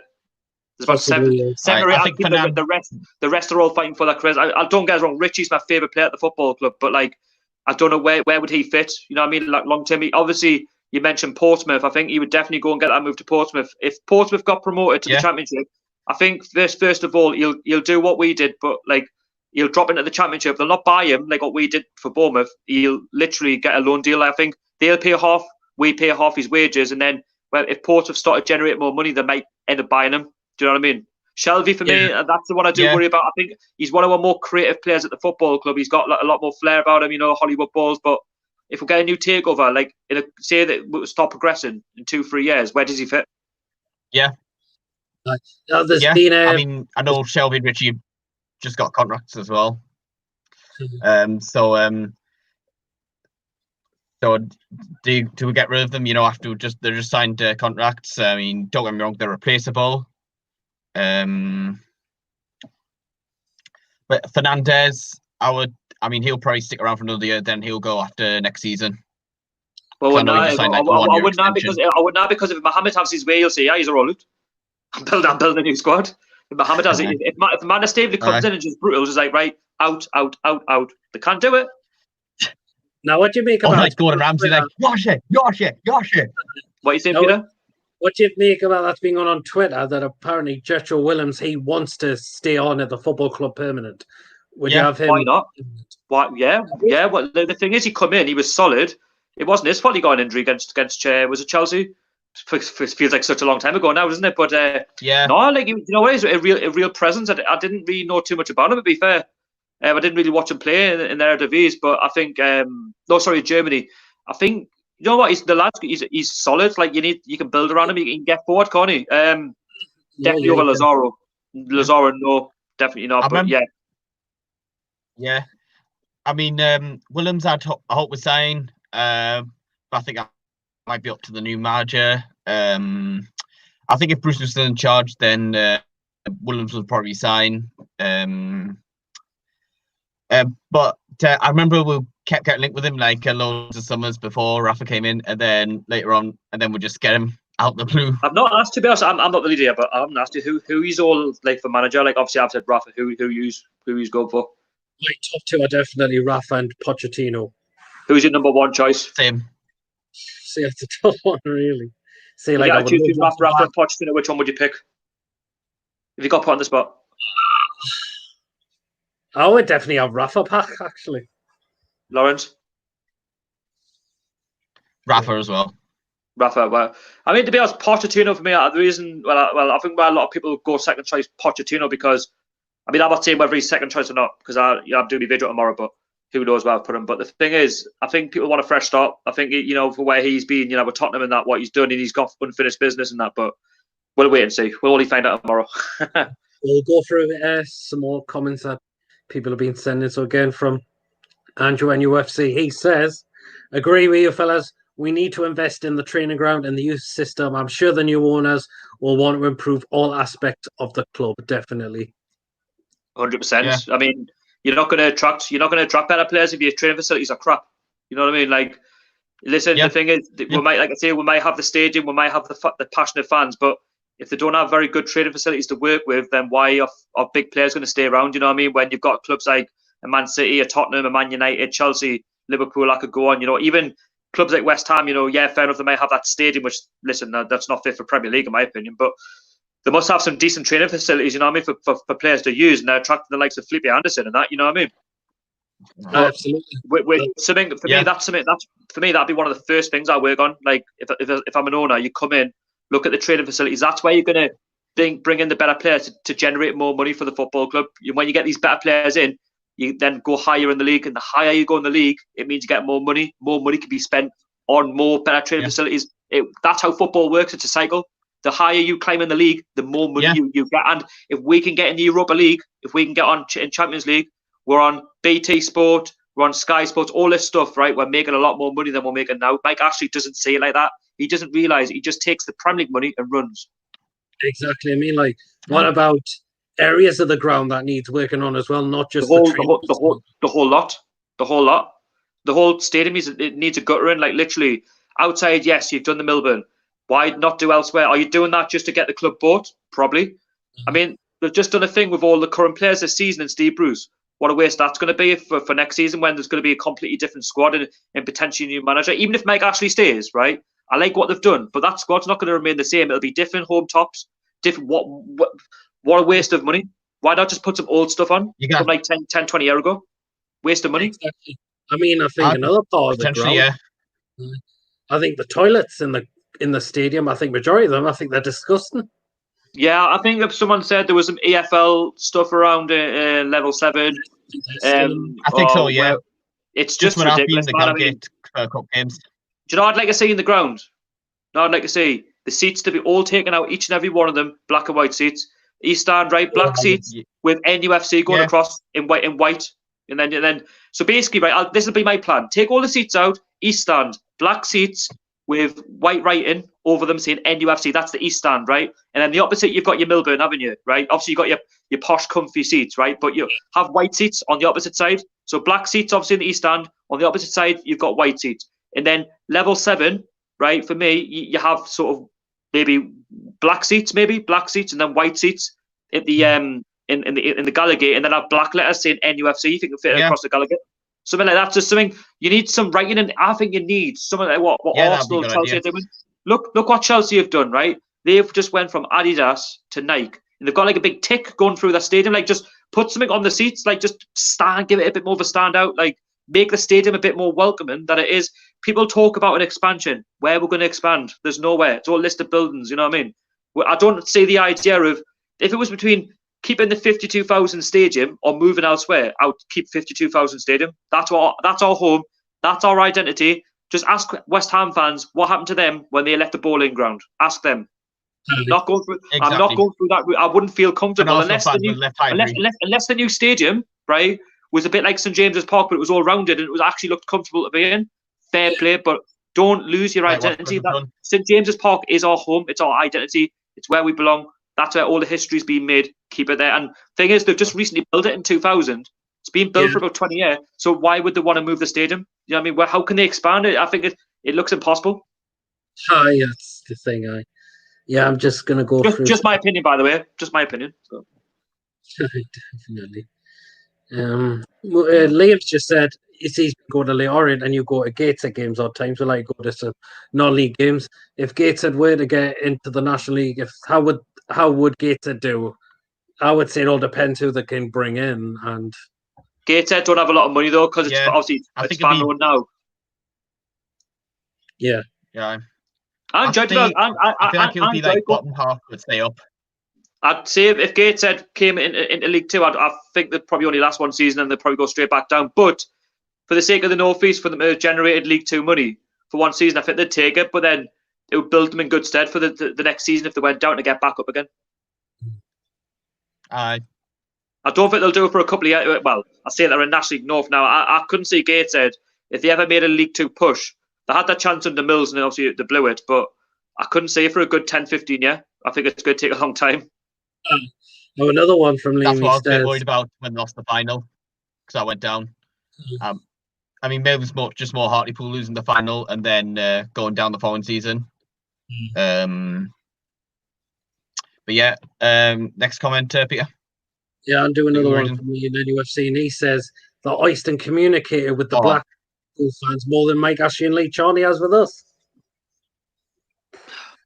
Two different leagues, or like League One, though, like you're not generating that much money anyway. Yeah. Obviously, we all knew what Oyston done. Obviously, when he was at the club, he sort of like it was his. Obviously, it's where he's from, isn't it? He got his lottery. He got his lottery of the Premier League, and that whole idea was to give Blackpool better facilities. They had to build a new stand anyway. It took them to 16,000. Obviously, Bournemouth have only got 12, but I don't know if it was a lie of 16,000 because Bournemouth have always had 12,000 seats, but they've got a four standard stadium. In terms of Blackpool, I think they were just used for what they had. Like obviously the 90 million, they were looking for the 90 million just to spend on their business, and that's where they got found out. Hi, definitely. We'll just get some more comments. Fanberry says, hello, Peter. Probably you do a great job. Thank you very much. Appreciate it.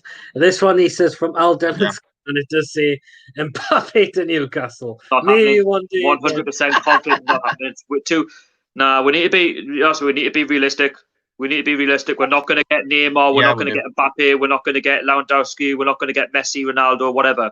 We're going to have to build our own identity. People can't just assume that we might be one of the richest clubs in the league, and if not in the world. That it's all alleged at the minute. You can't just expect big names to come in straight away. We'll have to build our identity. We've got a lot of work to do with this football club. We've got to get. For me, the big one is the training facilities. If we can get that going and get a new. I've said, I think we'll have to move. I think we're history. Listen, I think we're future bent. Unless we can expand it, do something with it. I just don't think we're futures there. I think we might have to move. Yeah, I think that might be down to the North Tyneside and Newcastle City Councils. Because the thing is, with their money though, if they're speaking to that, I don't think they're going to be bothered. They'll say, well, actually, if you're going to argue about it, well, I'll just move anyway. Jordy says, so you got to remember as well, it's their football club. If the council are going to argue, they're the richest people. That's their football club. Jordy's just like, oh wait a second, Guerrero, Mbappe, what a I think City Council. Yeah, you were saying, Lawrence? I think City Council, they've had a lot of slack because they've approved the plans for things like block the view that will just block the views of St James's Park. Well, this one Liam's just said as well, and look what it says. And Mitrovic got relegated with us and Fulham. That's what you said. Said it. Not good enough. Might be a decent fella. Might be very good. Holding the ball up in the air and that. But if you can't score enough goals in the Premier League to keep Fulham up, and do the same with us. I'm sorry, but it's really good. I think they were conceding every game they were playing. Yeah, no good, sorry, mate. Well, he said that was what got Fulham relegated, was the conceding of far too many goals per game as well. I agree. Yeah, but you got to look at the forward lineup as well. Not put the balls in that. They had chances in that season. Plenty of chances. I compare them to the last team that got relegated. Our team that got relegated. Mitrovic up top, a lot of money spent on good attackers, but their attitudes aren't very good. The defense isn't very good, and they get relegated as a result, and deservedly so. And Mitrovic clearly shown he's not going to be Alan Shearer like some of us hoped he would. Yeah, well, another one from Lehman, he said he would have this player at Newcastle, and that's Edouard from Celtic. That's what I mean. You've got to have. That's what I'm saying. That's a realistic expectation. That's realistic. Like, yes, it might be the Scottish League, and you can talk Morelos from Rangers. We've got to build slowly. You know what I mean? We've got to try and get. He's got experience of. Yeah, we do. Okay, you can call this the Scottish League, the Tin Pot League, but the thing is, he's got European experience. You know, he's come up against some of the biggest clubs in Europe. Why not? Like, give him a shout. You know what I mean? Try and build us. Yeah, I think some of the players. I think some of the players in the SPL obviously I'm wanting to be looking for new challenges. Peter, I think Lawrence is lagging out. Sorry, I think he's lagging out big time. Oh. He's lagging. Try it again, Lawrence. Do you want us to try it again? He's like, you're talking, then he's talking. Do you want us to try and remove and then you can connect back on again? Try again. Just I think it's definitely cutting out big time. All right. Okay. So I was saying, like, I think some of the players in the SPL need a new challenge. Yeah, like I just think Edward, I think you look at Rangers, I mean, if they're going to come in with big money and say, right, okay, Edward, you've got a first team, you know, you're guaranteed first team action at Newcastle. We've seen what you could do with Celtic or Morelos at Rangers. We can see what you've done there. You've got that experience, you know, playing against some of the biggest clubs in Europe. Why not try and cut it in the Premier League? Can you get Newcastle United into the top 7? Is that possible? Or can you at least try and sustain Newcastle in the top 10? And then what we'll do is, as you're developing, we'll get some other players in as well at the same caliber to try and make you a better player. Do you know what I mean? And then if we gain a reputation of getting into Europa League and we can stay there, which is not impossible, and then maybe progress into the Champions League, you know what I mean? But I think if we say they come in, I think if we want Champions League football, I'm realistic. I think it's going to take 5 or 6 years. Europa League might take 2, 3, 4 years. 2, 3, 4 years. Because you look at Chelsea, good squad. Might not have spent a lot of money lately. Good side. Arsenal, they might be 9th. Decent side. Look at the players they've got. Liverpool, very good side. Manchester City, very good side. Man United, very good side. Tottenham, very good side. Everton, decent side. Wolves, very good side. Sheffield United, getting there. I could name off about Leicester. I can name off about at least 7, 8, 9 clubs that are way ahead of us at the minute. West Ham, I know they're in the relegation zone, but they should be doing a lot better. They could definitely be doing a lot better than us. They've actually had investment in their squad. So, listen, there's a lot. We know where we are as a football club. We're mid-table, mediocre. If we want to get to where all these clubs are, we have to start acting. Hi, absolutely. Well, we'll try and get Lawrence back in the stream to see if it improves again. So, all right. Hopefully this. Okay, so now this one, it comes from a Jose Rodriguez, Roblox, and more. And he says, if the takeover happens, will Mike Ashley go and own an AFL club? Apparently, that has been a rumour. Or do you think he'll just concentrate more on his retail businesses? Second option. Why would Mike Ashley? He's not a footballing guy. He's made too many mistakes.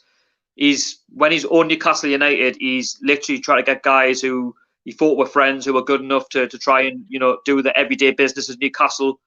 The everyday running of the football club when Mike Ashley's not there, and they've let him down. You know, we've recruited poor managers, and when you recruit poor managers, you get poor results with poor squads.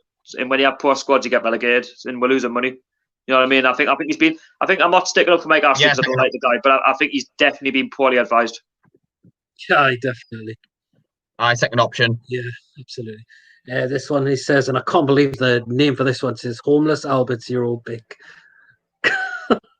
He says, can you shout out my mate Peter as it's his birthday? Oh, there's your shout out. Hope he has a great birthday. So happy birthday, Pete. Happy birthday, Peter. Well, and this is one new on the stream called Gavin. He says, trust me as a Chelsea fan, when you win your first trophy in ages, you will be so happy that you will see Johnny's crying. Trust me. Well, yeah, you would definitely get that because but it'll be as in a happy way because the club's actually won something. I mean, I've seen Arsenal fans do that before. I know DT was one of them when Arsenal won the FA Cup in 2017. He was one of them. Did you see it in 2017 when we won the championship? Everybody wanted to be at the game. I got a ticket for it. Like, we won the bloody championship, and like that, obviously that's classed as the Mickey Mouse Trophy. But like, just the fact we've actually lifted something, you know what I mean? Like that day was fantastic. Thinking going back into the Premier League with Rafa, we might actually start seeing the good days back. We might start building, but obviously now we're sat here back to square one of this season. The thing is, Steve Bruce got given a 3-year contract. Steve Bruce hasn't got a 3-year contract at this football club. No chance. No chance. No chance. I think he's going at the end of the season. I said it, you know, even if Mike Ashley says, I said it, Steve Bruce, right, he'll get the sack in January. He's one of those managers, he'll keep you up. The season after that, he'll mess things up.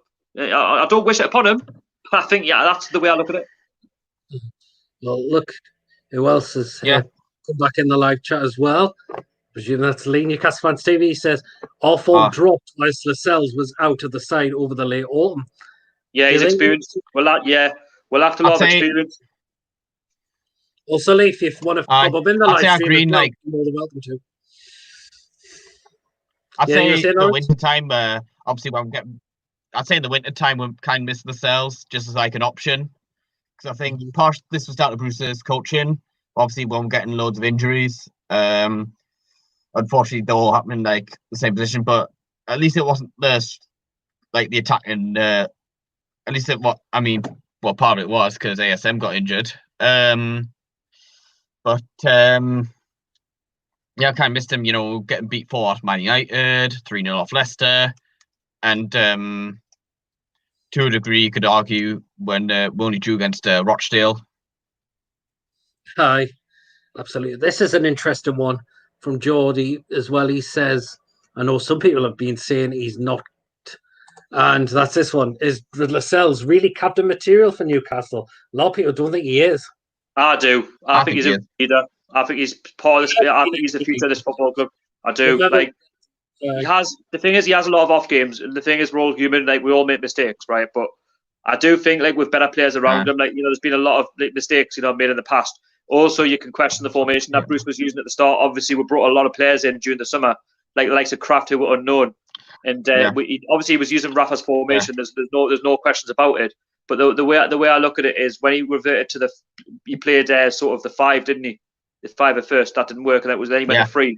Then look, now we're a bit more expressive. You know what I mean? We're pushing up more. When you push up more, the defense isn't under a lot of pressure. When you play a 5 at the back, you're asking for pressure. You're asking for it. Because it's 40. I definitely remember Lascelles. The season we got relegated, and towards the end, he was having a go at players for just well, the thing is that season nobody was speaking up. Somebody's got to speak up. Yeah, absolutely. By the way, I think Kieran Clark's been an improved player as well. Like a lot of people said, "Oh, he's not good enough. He's this, he's that." Exactly. I've always rated him. I've always said, look at some of the goals he scored this season, some of the set, from the set pieces and stuff, the headers and that. He's, you add them, all those goals add up.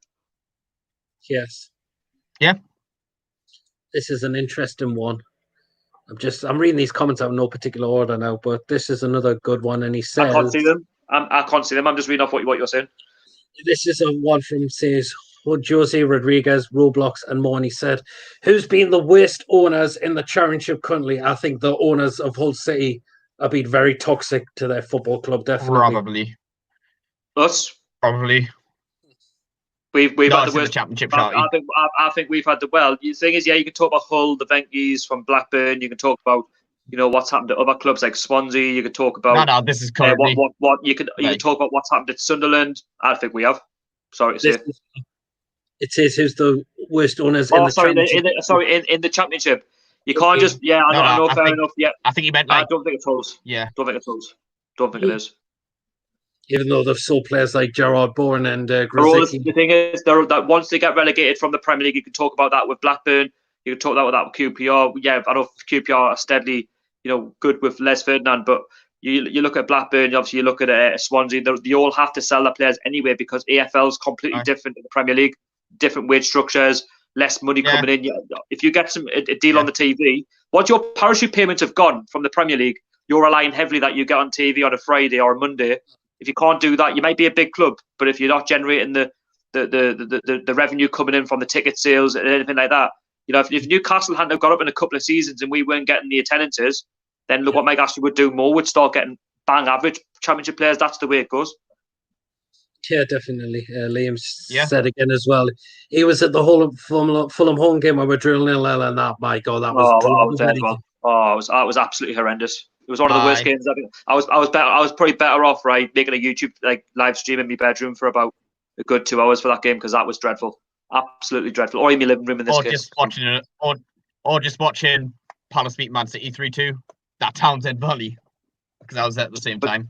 No, I liked about that game the fact I didn't even Pardew was embarrassed, but the fact I didn't like Man United, I just didn't even bother watching that game. I actually ended up watching the highlights because I thought, definitely. There's only one winner in that game, and it was Man United.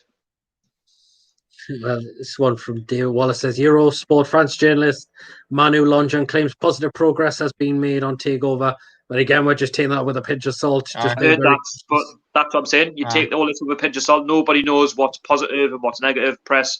Nobody knows who's right, who's wrong. It's a case of just take every day as it comes, take every week as it comes, take every month as it comes, and at the minute, while it hasn't been blocked, it's all sort of positive news, isn't it? That's the way I look at it. Salim's just said, this is touching on Arsenal actually, Arsenal will get relegated without Aubameyang, not even joking. I don't think they would get relegated. No chance. Arsenal, I know the Kroenkes don't spend on them now as much, but I still think they'd have a plan in action to get a striker in. I mean, look, they've got to remember, they've still got talent. They've got young lads coming in. And Nketiah's a good one coming through. Who else got Saka? Listen, these are players who have been scoring goals before this pandemic, so they've got some real talent. Özil, they can get him going. Yeah. Obviously, Lacazette, they can get him going. Listen, they've got Pepe as well, who's starting to find his form as well. So I think Arsenal they've got a good spine of their squad. They just need probably a few more injections into the squad in the summer. But yeah, I don't think they'll go down. Lose Aubameyang, he can be replaced. Interesting to see what. They probably could replace him. I think Martinelli's another player that's got a future. Yeah, Martinelli. Yeah, one who I think you're a big fan of as well, Martinelli. Yeah, he looks good. 18 years old as well. Interesting to see what. You're a big fan of him, Peter, as well. I'm sure you're a big fan of Martinelli. Aye. Sorry, man. Big Andy Carroll do a job next summer. We'll flog Andy Carroll. When he plays there, Carroll's going is in the bin at the end of the season. Arsenal. If we get a takeover, he's got Arsenal. Just you can have him free of charge. This one. Actually, no. They say they don't just come in ones; they come in twos. You can take Andy Carroll and Joe Linton with you as well. You can have both. Okay. I mean, well, another person wants to come back into the live chat. Lawrence, do you mind if I let you go on this one because you've been in the longest? Yeah. And he was in before, so we'll get him back in again. Oh, have I been given a reprieve? I think I've been in for about an hour. Hello, stranger. You all right? I'm not bad, man. You all right, Baldy? I'm fine. At least I've got hair. At least I've got some precious hair. Well, just about. I've got beard as well, Got beard. I've got hair. What more can you ask for? Oh, and I'm wearing a tune top. Look. There you go. What more can you ask for? Yeah. Let me know what you think of Archer's new hairstyle down in the live chat. What do you think? Give it a rating out of 10 and be nice. Sean, what was it you said about him? That if you were saying this to me, and I think you said it to him, if you dyed his beard ginger. Yeah, we were busy talking about this last night. Oh, yes. Sean Dyche. You do, honestly, Archer, you dye your beard ginger, right? Yeah. I swear to God, you put yourself neck and neck with Sean Dyche, right? For the post-match interview with Sean Dyche, I swear you look the spit and double of Sean Dyche, the Burnley manager. Sean Dyche. You do, honestly, you do. Get in the live chat. Would Archer look like Sean Dyche if he was? He does, honestly. Look, just think of a second. Everybody, go on Google, type in Sean Dyche, or go on Burnley's channel, and go on Burnley's YouTube channel, and go down and do an interview with Sean Dyche, and compare him with Archer. I swear, you look like Sean Dyche. And just if he dies, check it. You'll understand. If he dies, what he's saying. Sean Dyche. This person as well that said Archer could look like as well. And you've been, I think, saying the same as well, Archer. And it's from Liam. He sent a comment saying, Archer, you would look like Stone Cold Steve Austin. Give me a hell yeah. A lot of people are thinking your haircut 10 out of 10 from Andrew NUFC. Even Jay says 10 out of 10 as well. I'm going to read this comment from Geordie, and he says, favourite player from your time supporting Newcastle? My overall favourite has always been Alan Shearer. Yeah. Yeah, definitely got to be Shearer. Definitely Joe Linton. No, I'm joking. Alan Shearer. Player now for this season would probably be St. Maximum, I would say. Yeah. Right, definitely.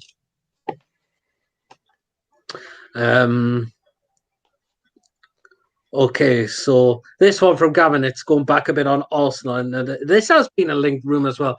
Chelsea will sign Aubameyang and then give him Giroud back as Arsenal becomes Chelsea's bin. So, can't see that happening.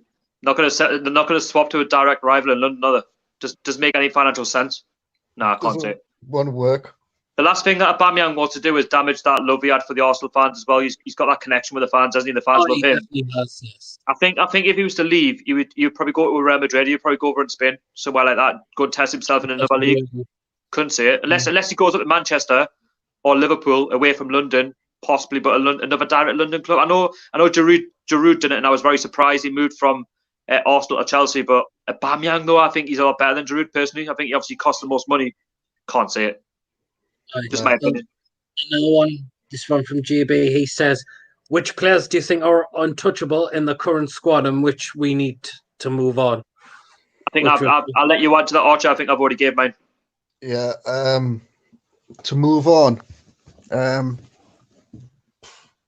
Atsu, it's got to move on.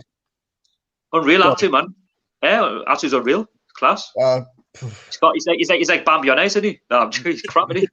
Atsu. Trying to think. Joe Linton's got to go. Thing is, I don't think they can sell Joe Linton straight off though, because he's only been here this season. If anything, they'll send him out on loan. But they're not going to make the full 40 million back. I mean, don't get us wrong. They say 40 million, but we sold Perez for 30, didn't we? Yeah. So obviously, he's only paid 10 million pound for him, because the other 30 million would have come from Leicester into our bank account. Then it would have been transferred over to Hoffenheim. They must have been laughing to the bank and back the minute they seen 40 million pound coming their way. They're like, yeah, how well then? There's also a few others, not to mention, like sort of Jacob Murphy, because obviously he's not getting a game. I would not keep me. Actually, it's one of them that I'd probably like to keep on. He's just a young lad. I think he deserves a chance. I really do. I think he's not had enough game time for me. The thing is, why would you pay £12 million, right, if he wasn't that good? Like, you know, that was a big deal back then. Yeah. Rolando Owens? Nah. Not for me. Who's he playing for? He's playing for who was it? He's playing Motherwell. Exactly. Motherwell. Oh, there's a few others that definitely need to go. You've got Andre Save, who's on the list. You've got Jack Colback. They need a gone. Well, they're done anyway, aren't they? They're just seeing out the contract. I think they're definitely they're out. Done anyway. Then they're not even part of the 25-man squad, man. They're done. As well, hi. Well, Jonathan Young, he says, Dubravka, Shea, Lascelles, ASM, and Almiron are must-keeps at this football club. Yeah, gotta keep them. Dubravka's been unstoppable. You know, he's like 31, but you said he probably doesn't play like a 31-year-old goalkeeper. Joe, when we're saying about, I didn't even like read his age. And like when I found out he was 31, I was like, "What? Is he 31?" Couldn't believe it. Jamie Vardy at Leicester, he doesn't play like a 33-year-old. No, honestly, I didn't even really. Do you know what it is? Until like a year into his contract, I didn't actually look at his age properly. I must have like announced him on the channel and not recognize his age. He just doesn't look. He does not look 31. Like he looks a little bit younger than that. But there we go. I remember Dubravka's debut for us, and that was against Man United. That was the best game I saw. The thing is, we have to be good against these. Like, our keeper has to be good because our squad is just like, it's too. The thing is, it's too defensive. Like, we don't create enough, so we're going to be under pressure. You know what I mean? Yeah. Well, we'll get some more comments in. And Harry, lads. Good evening. Good evening. Lee, Newcastle Fans TV says to keep ASM here long term, the takeover needs to happen. 100% agree with that. He's right. Like, the thing is, if we want to attract better players, it's only that we've got to keep the spine of the team. So you've got to keep Lascelles for a start. You've got to keep Dubravka. You've got to keep the Longstaffs because they're the future, aren't they? You've got to keep Almiron, Alan St. Maximin. You know, you've got maybe Fabian Shaw. You've got to keep the ones who actually look half decent, but the rest of them, I think, I know I mentioned Kieran Clark before, but like he's in there with like, they've got to fight for their careers because with these new owners, if they come in, they've got ambitions. I don't like the idea of just buying the league and splashing cash like where it's not needed. I think we need to build our own identity. I'm a firm believer in, you know, let's do things our way. Let's do things the Newcastle way, like we did back in the day with the Entertainers. You know, listen, the Entertainers, they weren't an expensive squad. They were literally, half of them came from like the second division. You know what I mean? So it's a case of do things our way. I know football's moved a lot on since then, but I think for me, like, let's work slowly and build our way up, and that's how a lot more clubs will respect us if we win trophies. Yeah. The thing is, like, apparently if some clubs are already checking ASM out and keeping an eye on, and Mike Ashley's still here, and a big bid comes in, Ashley then will be rubbing his hands together. Do you know what? Do you know what? I love St. Maximin. Don't get us wrong. I've got nothing against the lad, but the way I look at it is, yes, I'll be devastated if he leaves, if Mike Ashley was to still be here. But I wouldn't be so devastated if there was a takeover. It sounds harsh to say because we can still attract decent players. Like, think, hold on, like players are actually going to want to play for us because we've got an owner in with a bit of money who's willing to improve, the infrastructure, the training ground, and they've got plans, and he can be easily replaced under Mike Ashley. He's not.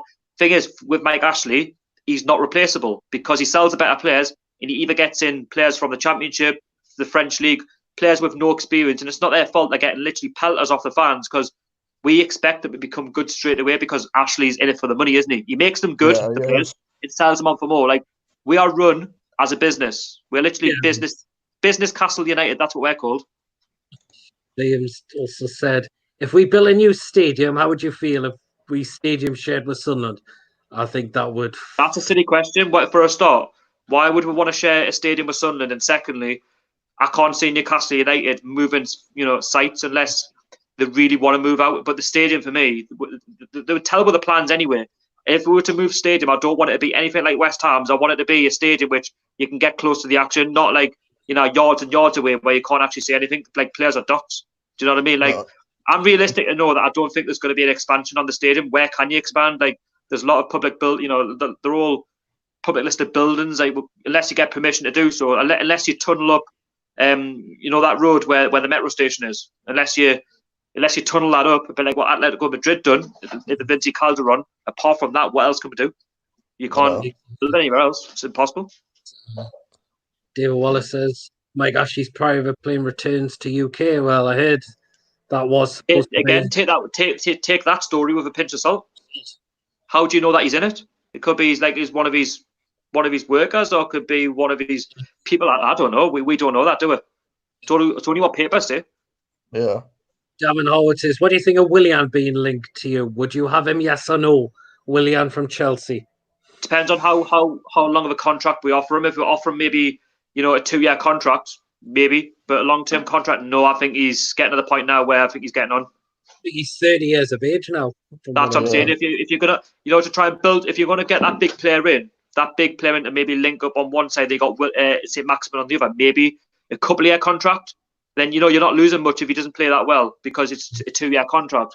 But if you're going to build something, for me, I don't know, you got to try and look elsewhere. But 2 years, decent. But for now, I would be looking for younger players, but with a bit more experience. Yeah. Jordy also says, if the stadium name was changed, for example, to Amazon at St. James's Park, how would you feel about it? I don't think St. James's Park could ever be replaced.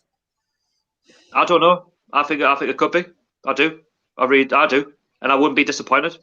No, I wouldn't. I love St. James's Park. I love the name and that, but there's a difference here. Like, when he put Sports Direct Arena, he done it for his own financial gain to laugh at the football club and laugh at the fans, and we were making money off his gain for nothing else. It was literally anything that got on that name was what he got back.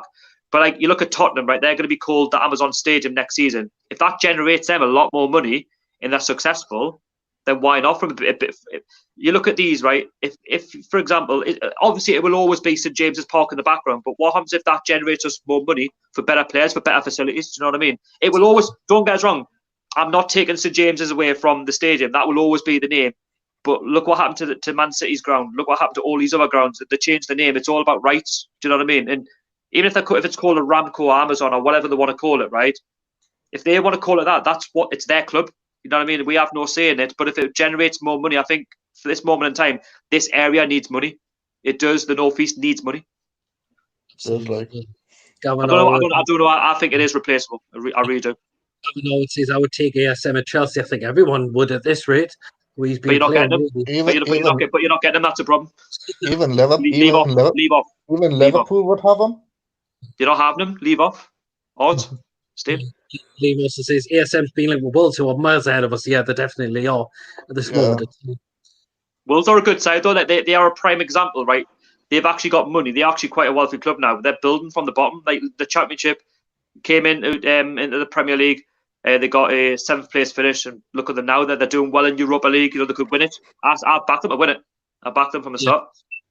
GB says, if new owners do come in, what changes or add-ons would you like for St James's Park? I think there's loads of things. I think the Sports Direct signs, they need to be higher. They need to They'll be gone anyway. You can't once he's left. That's it. Like imagine like you seen the stadium back the day before it was put on Sports Direct.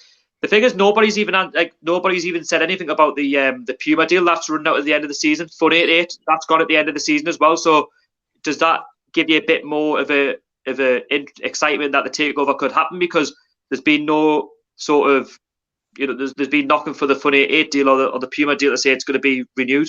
So what's going to happen there? Yes. Even the training facilities, all that needs to be changed as well. Definitely. Well, other changes, paint work. I think paint work. New toilets for starters, because I think the majority of toilets are awful at St James's Park. But the thing is, you look at toilets bad in the most stadiums, or like they're just neglected. Like it's toilets on. You want more ones up to date that don't look rusty as hell. To be honest. Well, that's what you get. That's what happens for 13 years of neglect. That's what happens. Absolutely. NX says if Takeover went out, surely we get better than ASM. I think there's more from the lad. To be honest, if he stays, me, we'll build around him. For me, you've got to keep Almiron and St. Maximin. They've built such a good partnership now in the last few months. It's unreal. Like. You've got the thing is, what we're missing is a couple of strikers up front to hoy the ball in. Imagine if you had like a dive baller up front who could finish. Yeah, I think there's more from ASM. I mean, when he's on the ball, he can absolutely terrorize the defense. He loves it here, though. He absolutely loves it here. Like he's taking with the fans and like he knows for playing back. We just want to win something. Like we want to do something. We're not, we're not demanding. We just want to do something. He has a bit of banter with other people on Twitter as well. ASM, and he's building relationships, and that's the most important thing. The only critic of ASM is sometimes he can hold on the ball a bit too long and know when a good opportunity is the ball for him to cross the ball into the box. But they all do that though. Yeah, they're all too slow. The whole lot of them. Like I look at Almiron. Sometimes he takes 40 many touches like on the ball, and you think finish it, son. He's look. There's a big gap there. Finish it. Oh, what are you doing? And he's like, why didn't you finish? Hit it first time. He's like, but then sometimes I need to question myself and say, Sharky, it's not FIFA. You don't get it. It's not that easy. David Wallace said he'd rather keep St James's Park. I think majority of us. Don't get us wrong. I would love to keep it at St James's Park. We all know it's going to be St James's Park, but they come out and say if it's a decent name and it's going to be financially better, if it's going to give them more money, do you know what I mean? You got to think of the money side of things. It's going to benefit the area. It's going to benefit the club, and the fans are going to benefit more as well. So, listen, it's up to them what they want to do with it. It's their club at the end of the day. You know what? I would take this name over what Mike Ashley done. I mean, Sports Direct, that just takes the absolute. Oh, I remember that. Oh. One from New who's popped on the live chat is from Lee Fossey. Says, I am apparently friends with Steve Wraith. Heard that Sturridge might be a signer for us. No offense, but I think he just spends majority in the treatment room now. Sturridge. That's old news. I heard that about 3 years ago and he still hasn't signed. NX says, again, remember the news? They were built at St James's Park on the Moor years ago. Not happening. They won't sell it up unless somehow magically they can come up with a deal. But listen, I would keep St James's Park. It's because it's my spiritual home. It's the church. It's literally, we'll go there and when we're close to the action. You can't beat a St James's Park atmosphere on a Champions League or Europa League night. The only way I would move stadium, right, is if it's in a good area, but the stadium actually looks decent. If it's anything like West Ham's, I'm sorry, but don't go ahead with it. Like, it can always go downhill. The back of their storage lodges have popped up, even that thingy. Isn't he banned for gambling reasons, apparently, as well? He's past it. Oh, he's past it. Couldn't keep West Brom up. Aye, absolutely, yeah. Geordie says, every story needs to be taken with a pinch of salt because it's all paper talk until it's 100% confirmed. It's pointless. Well, you know what it is, right? I've got plenty of salt, right? And it's filling up gradually. I'm taking all of a pinch of salt, I'm like that every day. Pinch of salt and the salt's getting bigger, you know what I mean? I'm going to be overflowing soon with these stories, with a pinch of salt. Because it confirmed. It's pointless reading stories such as Shearer said to come out of retirement. 100%. See, I don't think the thing is, I'd love to see Shearer come back to the club, but I think he's too into his punditry at the BBC. He's getting well paid. Yeah. I think he'll keep out of it. He doesn't want to be a manager. I think he just wants to. I think he's very intelligent as well. Like, he reads the game very well. I think do what you enjoy doing. You'll always love the club, but yeah. How about an ambassador or something like that? Couldn't say that either. Maybe later on, but I think he's too much into his match of the day and stuff. Yeah. It's one from Wolves Zone 2-3. Is it right? Takeover will accept or not? 2 weeks time. All I'm going to say is it takes as long as it takes. We don't know. I've said it could take anything up till the end of May. I think if we don't hear anything by the end of May, then yeah, I think a lot of fans will panic because nothing's being said. I wouldn't panic right now. I mean, do you know what? I haven't panicked since day one, since the minute I heard the news. I've been breaking it out. Don't get us wrong, but I've always said from day one, I'm 50-50. I'm sceptical, and that's what I will remain until we get news. Liam also says the player we should get is Martin Odegaard from Real Sociedad, the Norwegian midfielder. To be honest, I don't really know much about him. Don't think he's been that good. He failed at Real Madrid. If you get your big move there when you're younger and you can't do it there, I'm sorry, but I've heard of him. Nah, not for me. He's not good. The thing is, all these players that everyone's linked with, and all these clubs and what we're linked with, it's not everyone's going to be on the same wavelength of what you want. You know what I mean? It's at the end of the day, it's what the owners want and what the new manager wants, if it all comes about. You know what I mean? Jonathan Young says ASM's the best player we ever need to build a team around him. 100% agree with that. Easy. 100%. He says, God, the one in the middle can talk. He's all about you, Shoggy. You've got good knowledge of this football club, definitely. Yeah, like I say, I've been going ever since I was young, and I've seen the mess that Mike Ashley's put in. You know what I mean? We're like I keep saying, as fans, we're not demanding, trophies. We demand a team that tries. And don't get us wrong, I look at the squad now; they're a bunch of grafters. But as a fan base, we ask that the owner puts a bit more in so we can progress to the next level. We're not asking for 50, 60 million Hoyt here, there, and everywhere. Just get with better players in that can make it get with the Europa League, build from there, Champions League.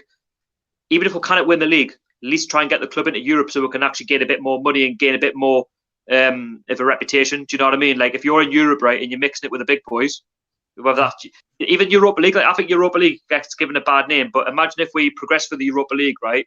And somebody say we get into the knockouts, say like the quarterfinals, we've got Benfica, didn't we? What happens if a big club drops out with the Champions League at the third, like a Real Madrid or a Bayern Munich? Imagine that in the Europa League. Yes, it's not the Champions League, but imagine, like I say, a quarterfinal against like Bayern Munich at St James's Park over 2 legs, or Real Madrid, or a Barcelona. How you know what I mean? If you do well and you take it seriously, if you just by getting into Europe to begin with, who knows? It's possible. No. Gavin Howard says if Chelsea did buy ASM, thanks for that comment. Thanks. If Chelsea did buy ASM, how much would you think transfer would be? I reckon 55 million, and he would be Chelsea player. 500 million, you know. 500 million. No, honestly, I don't think we'll sell him. I don't think we'll sell him at all. I can't say it.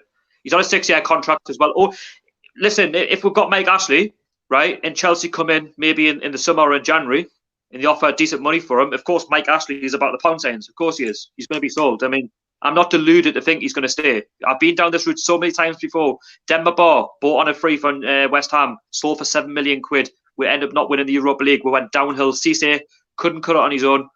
We've been down this route so many times before. We've had Ben Arthur in the past, Kabay, all sold, gone. Andy Carroll, 35 million quid, banging in the goals left, right, and centre, gone. I could name so many more. Listen, Mike Ashley is not going to change. Dubravka, right? We got him for 4 million. He's probably worth in the region of 15 to 30 million quid now, I'd say, Dubravka, even though at the age of 30 odd. Listen, if Dubravka turns out to be amazing and keeps playing the way he's going, Mike Ashley will sell him. I'm sorry to say, but we as a football club, and fans will all know, we don't have a say in what the ownership, what they do. We don't. Lee Foster says, well, Steve Wraith is in with you people if you know him. I know him. He's on Twitter. Yeah, I know who he is. He's actually, I wouldn't say he's fully confident, but he reckons there's going to be a deal. I mean, listen, I think all the journalists are like that. A lot of them are 50-50, but a lot of them are quite confident. I'm not at that stage where a lot of people are 90-95%. I'm not against those people. I just think I don't want to get ahead of myself with it. He says, no one can argue with ASM's ability or his likability, but you must admit his endgame is disappointing up to now. If we could become the richest club in the world, maybe we could someone with better states. I think I'm not going to get better. No, the thing is, when I look at ASM, right, listen, like our strike force it's poor. We haven't got a striker that's good enough. Joe Linton, done. Dwight Gale, done. Carroll, done. Mutu, done. Where's my striker? Who's going to put the ball in the back of the net? Listen, Joe Linton's got 1 goal all season. 1 goal. It speaks of volumes. Do you know what I mean? If we haven't got strikers in who are willing to put the ball in the net, right? Say Maximin, how many times have I seen him and Almiron do a lot of tricks, a lot of skills, get the ball, move it around quickly, try and get in promising areas of the pitch, try and get the ball in. But where's the end product? Where is everybody? Nobody's there. Joe Linton's still in the centre circle. Where is everybody? No, Sorry, but how can Alan St. Maximin be a good player, right? If there's nobody there, is it like assist? You can't assist anybody if there's nobody there. Right. And X also says Shearer only got 5 points from 8 games for us. Who? Shearer only got 5 points from 8 games for us. I don't know what he means by that. Dave Wallace says stadium tour. I did this twice, and I can recommend all fans. Yeah, I've actually done a stadium tour as well, and it was very enjoyable. I wouldn't mind doing another one at some point in the future and do an actual blog on it as well. Also, I've done it a few times, but hopefully it'll be better when there's no sports director in the stadium. Yeah. I haven't done yet, and I would actually recommend you doing it. It's the rooftop tour. I'm actually definitely going to do that as well. If you're scared of heights, obviously don't do it, but it's definitely something I'm going to do because not many football clubs allow you to go on the roof and have a little tour. I know. Rooftop tour, that's another one I wouldn't mind doing as well, definitely. I think it's only 10, 15 quid to do it as well. Not too bad. Jordy, he also says, if the takeover deal wasn't on Company's House, people would not be behaving the way they are. People need to wait, however long that will be, without stressing about it. Yeah, it's just taking it a step at a time, right? That's what I mean. Do you know what it is? I'm not even stressed. I'm literally calm. I'm like what we were before this even came around. Listen, I've been down this route so many times before. We've been talking about it, and then we've been let down.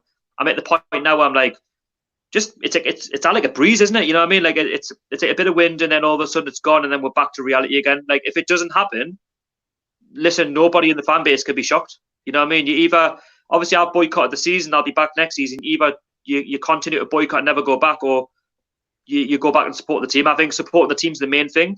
Obviously I've done it because of what happened to Rafa Benitez. I wasn't willing to pay him the money. But next season I will do. But listen, whatever happens, happens. You know what I mean? Everybody has their own agenda. You know what I mean? Nobody's right and nobody's wrong. So absolutely. Gavin Howard's on about Alimi would be the perfect player for you. He's on about that player from Sausage Addo again we don't know about. This is another new one from Al Devon. He says, Harry Kane are the two, and that's my prediction. They will go for Kane to bag Poch. And again, I think Spurs will be asking for a massive hefty price. It's too over realistic. Like I think at the end of the day, it's too obvious. It's not like for me. If Harry Kane, you know, he's got more chance of going to Real Madrid than coming to us. If he does, Gareth Bale did, yeah. If he does come, if we do get Pochettino, he'll end up getting a few of the players from Spurs. Nah, I can't say that either. I don't think they will. I think we'll do our own identity. I think we'll get what we need to get. I don't think that's. I wouldn't want Spurs. I wouldn't want to like buy someone else's squad. I don't think that's the right thing to do. I'll say it and I'll say it again. We need our own identity. Like, we need to do things the Newcastle way, not just going out and spending where we don't need to spend. You know what I mean? Do things properly. Absolutely. Yeah. Liam, he says, if ASM leaves us, I think he'll go to Wolves. And other being linked. I think that's a backward step for him. I do. Let's see. Oh, geez, back with his other channel, the Bedlington Terriers. Yeah, he says, hey there, hope you're all right. Yes, if you want to know that Jay does, he's been doing vlogs with the Bedlington Terriers. He hasn't done it at the moment because of the current coronavirus pandemic. I wonder, but as soon as they come back, I'm sure I'll be doing more vlogs on them. So feel free to check out that channel as well if you want to as well. So, yeah. Jonathan Young's going back to Lehman UFC. Wolves couldn't afford ASM. More importantly, he said ASM is not for sale. Well, if Mike Ashley's still, anyone's up for sale at this moment of time still. Yeah. The thing is, I'm sorry to say to Wolves, I can see that progression, but I don't see them as an upgrade to Newcastle. I really don't. I think if he was going to move, you would go to somewhere like a Chelsea, like someone where they're going to be getting regular Champions Leagues, football.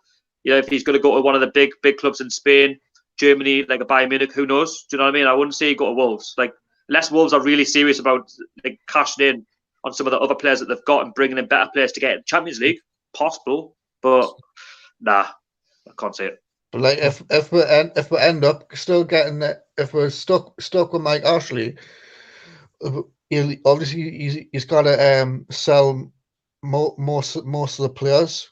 As I'll say we're a mid-table mediocre club, and that's been nice. Like mid-table is probably the high. If we can finish 10th, that'd be amazing. Like under Rafa, but we can't progress any higher than 10th, and 10th is still mid-table.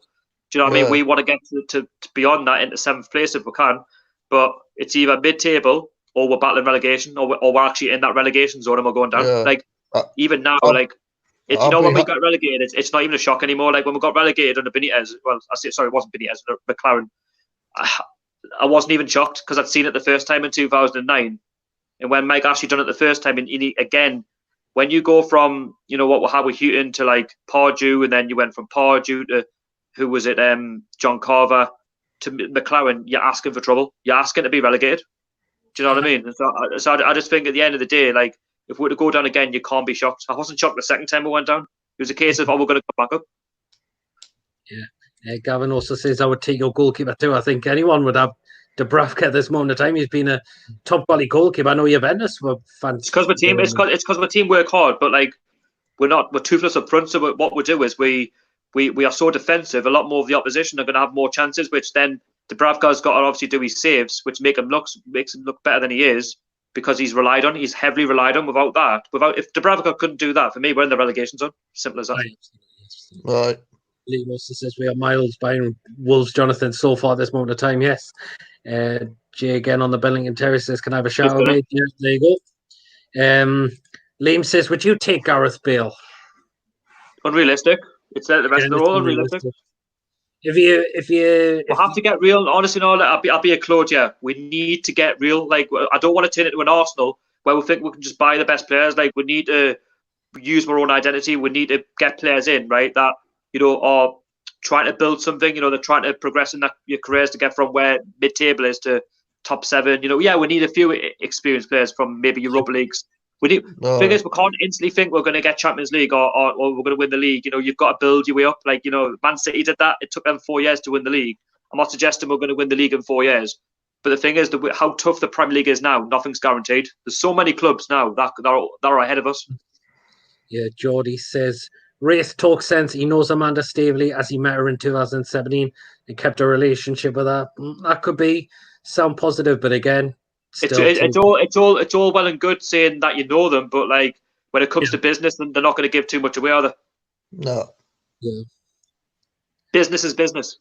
Yeah, Jonathan replying to Liam said, when the new owners come in, ASM will be a key part of our team. Wolves cannot afford, but like I said before, ASM isn't for sale. Well, anyone's up for sale, as it's been said before. Another one, interesting one from Gavin Allward. You can have Kepa, please buy him. You can have him for a tenner. Want him? Nah, don't want him. I don't think he's a bad keeper, actually. Kepa. I don't think he's been there long enough. Obviously, they paid a lot of money for him, didn't they, as well? But listen, the thing is with Chelsea, you talk about Dubravka. If you really want somebody, right, like that much, you've got the money there. You can go and get another keeper in. You can take a loss. Chelsea can probably take a loss on him anyway because they've got money. They've got the clout behind them. So I couldn't say Dubravka. Now, if this takeover happens, Dubravka will want to stay even more because he knows now that they were even saying in the paper that, I mean, take what you say for the paper, but they said that for me it was him and Alan St. Maximin were the ones who were going to be staying. The rest of them all look as if they were on their way out. But that's the paper, by the way. I don't agree with the paper. But I know Dubravka for me is definitely he has to. For me, he'd want to stay because of the project. He's my number one keeper. Yeah. By the way, for what Dubravka, sorry to interrupt, but for what Dubravka does in games, he deserves trophies of some sort. Yeah. Peter's gone. Does he? He's disappeared unless he's going to come back. I might as well leave the stream. Shearer as manager, we got relegated. Well, the thing is with Shearer, though, he was inexperienced. He was just pushed in. Do you know what I mean? He was just pushed into it. Is Peter there? Is he calling the stream for an end, or what's he doing? Hello, Peter. Is he come back? I think he might be coming back. He's host. Something went off there, I think. I can still hear you. We just can't see you. There we go. I don't know what happened. Hello. I just got scared there. Whoa. I just think it went into sleep mode there. I'm thinking, what the hell's going on here? Peter, you scared us? Peter, you scared us, man? Okay, it's not put the stream off. NX just said, Shearer's manager, we got relegated. Sorry, damage was done when Joe Kinnear was in charge already. He's not that, though. He was pushed into it. He was inexperienced. They used it to try and mug his name off. Shearer didn't relegate us. We were done anyway. We were long done. Shearer just wanted to try and stop the club from going into the I didn't want to say it, but I said at Christmas time we were relegated anyway. We were literally just playing to see what we could do. Even Hull City were better than us that season. Question: which team was better? Would you got to get relegated? The first time we went down, or the second time we went down? Which team was better that time? Ooh, that's a tough one. That because they were both decent sides, but they underperformed. So I couldn't say. I would probably say first team. But bigger names, but the thing is, we spent 80 million quid on the last one and got relegated. I mean, 80 million. I know. I don't even want to talk about that. Like, not many clubs spend 80 million quid and get relegated. That's ridiculous. We're brought in. But then again, we've been overtaken by Fulham because Fulham spent over 100 million and got relegated. So in Aston Villa have done the same this season. They're on the verge of getting relegated. So the thing is now money doesn't buy you success, and it's being proven now. We even bought Ginny Wylander that season and now, didn't we? And that was but he was playing in a squad that wasn't good. But it was his first season in the Premier League. He was inexperienced.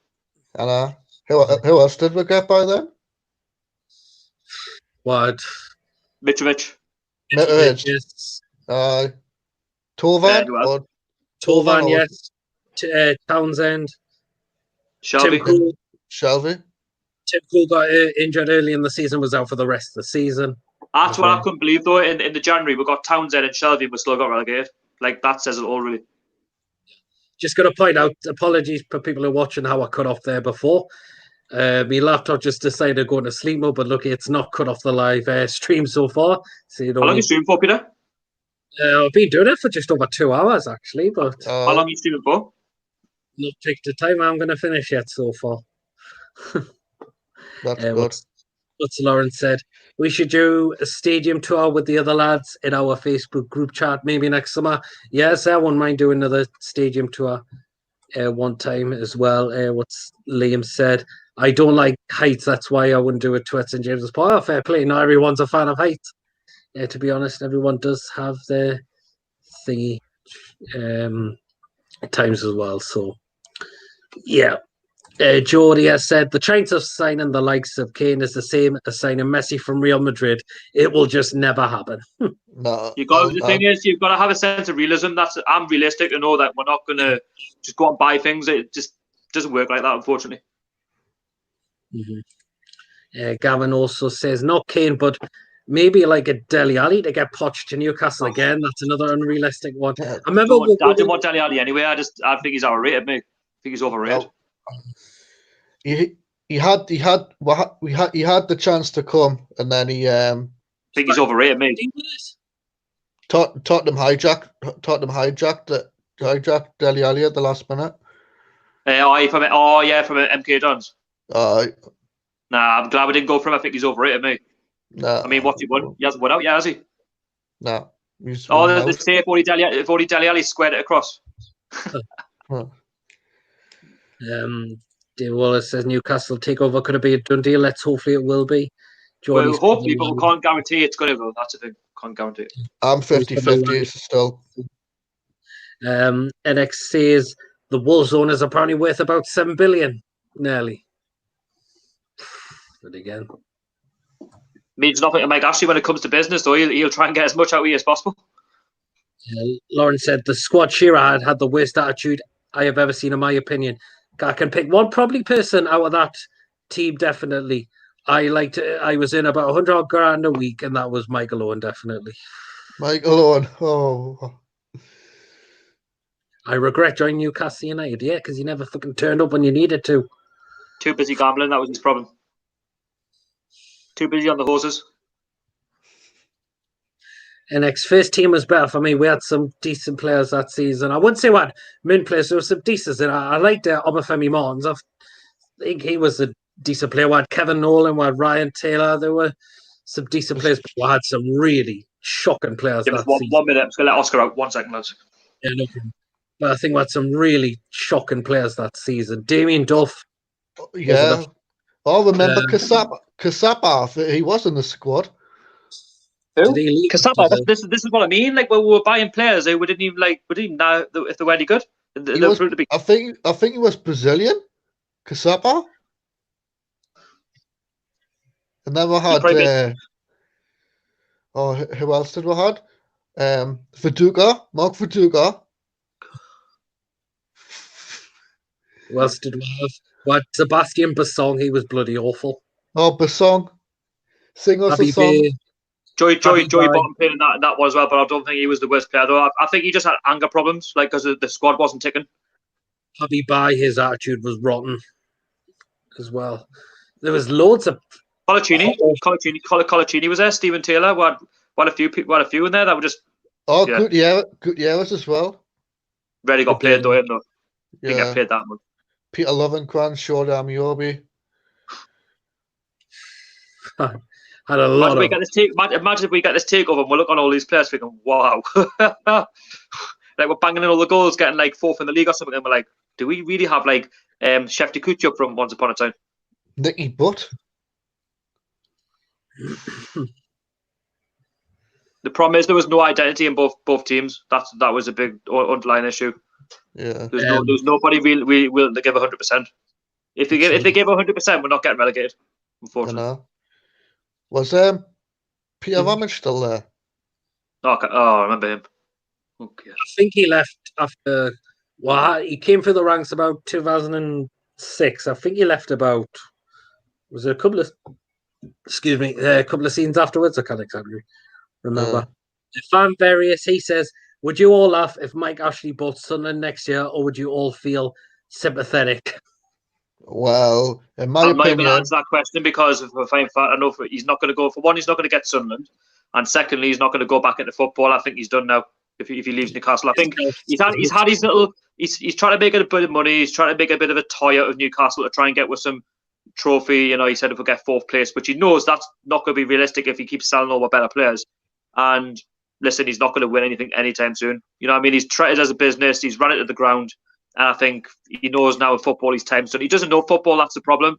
And all the people that he's had in charge of Newcastle United running it every day, they haven't been trusted. Unfortunately, they've let him down, which has led to poor decisions, poor management, poor players at the side, and he's just run it on a business type thing, you know, where he's made money from the buying and selling of players, and obviously the merchandise, the food, and the attendances. Apart from that, for me, if we weren't so loyal as a club, I think he would have left years ago.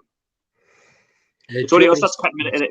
We're the reason why he's still there, but it's the right thing to do. Geordie says, "What do you make of Colaccini time in Newcastle?" I think looking back, I think he was a better defender than I thought at the time.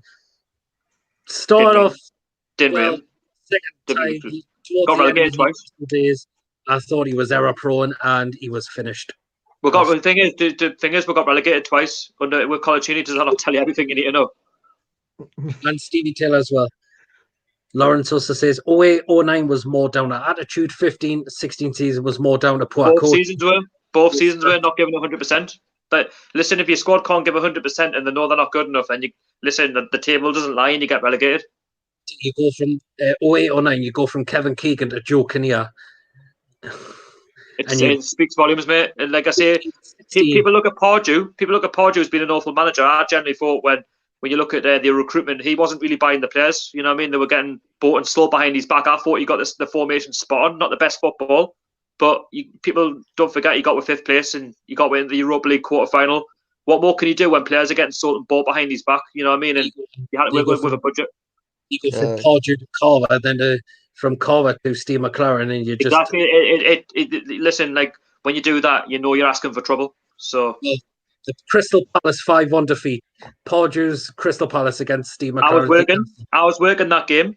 Crystal Palace away, we lost 5-1, and I said he should have been sacked there and then. Was Crystal Palace around November? It was, wasn't it? Yeah. I said he should have been sacked there and then. I said it. I said he's got to go. He's not good enough.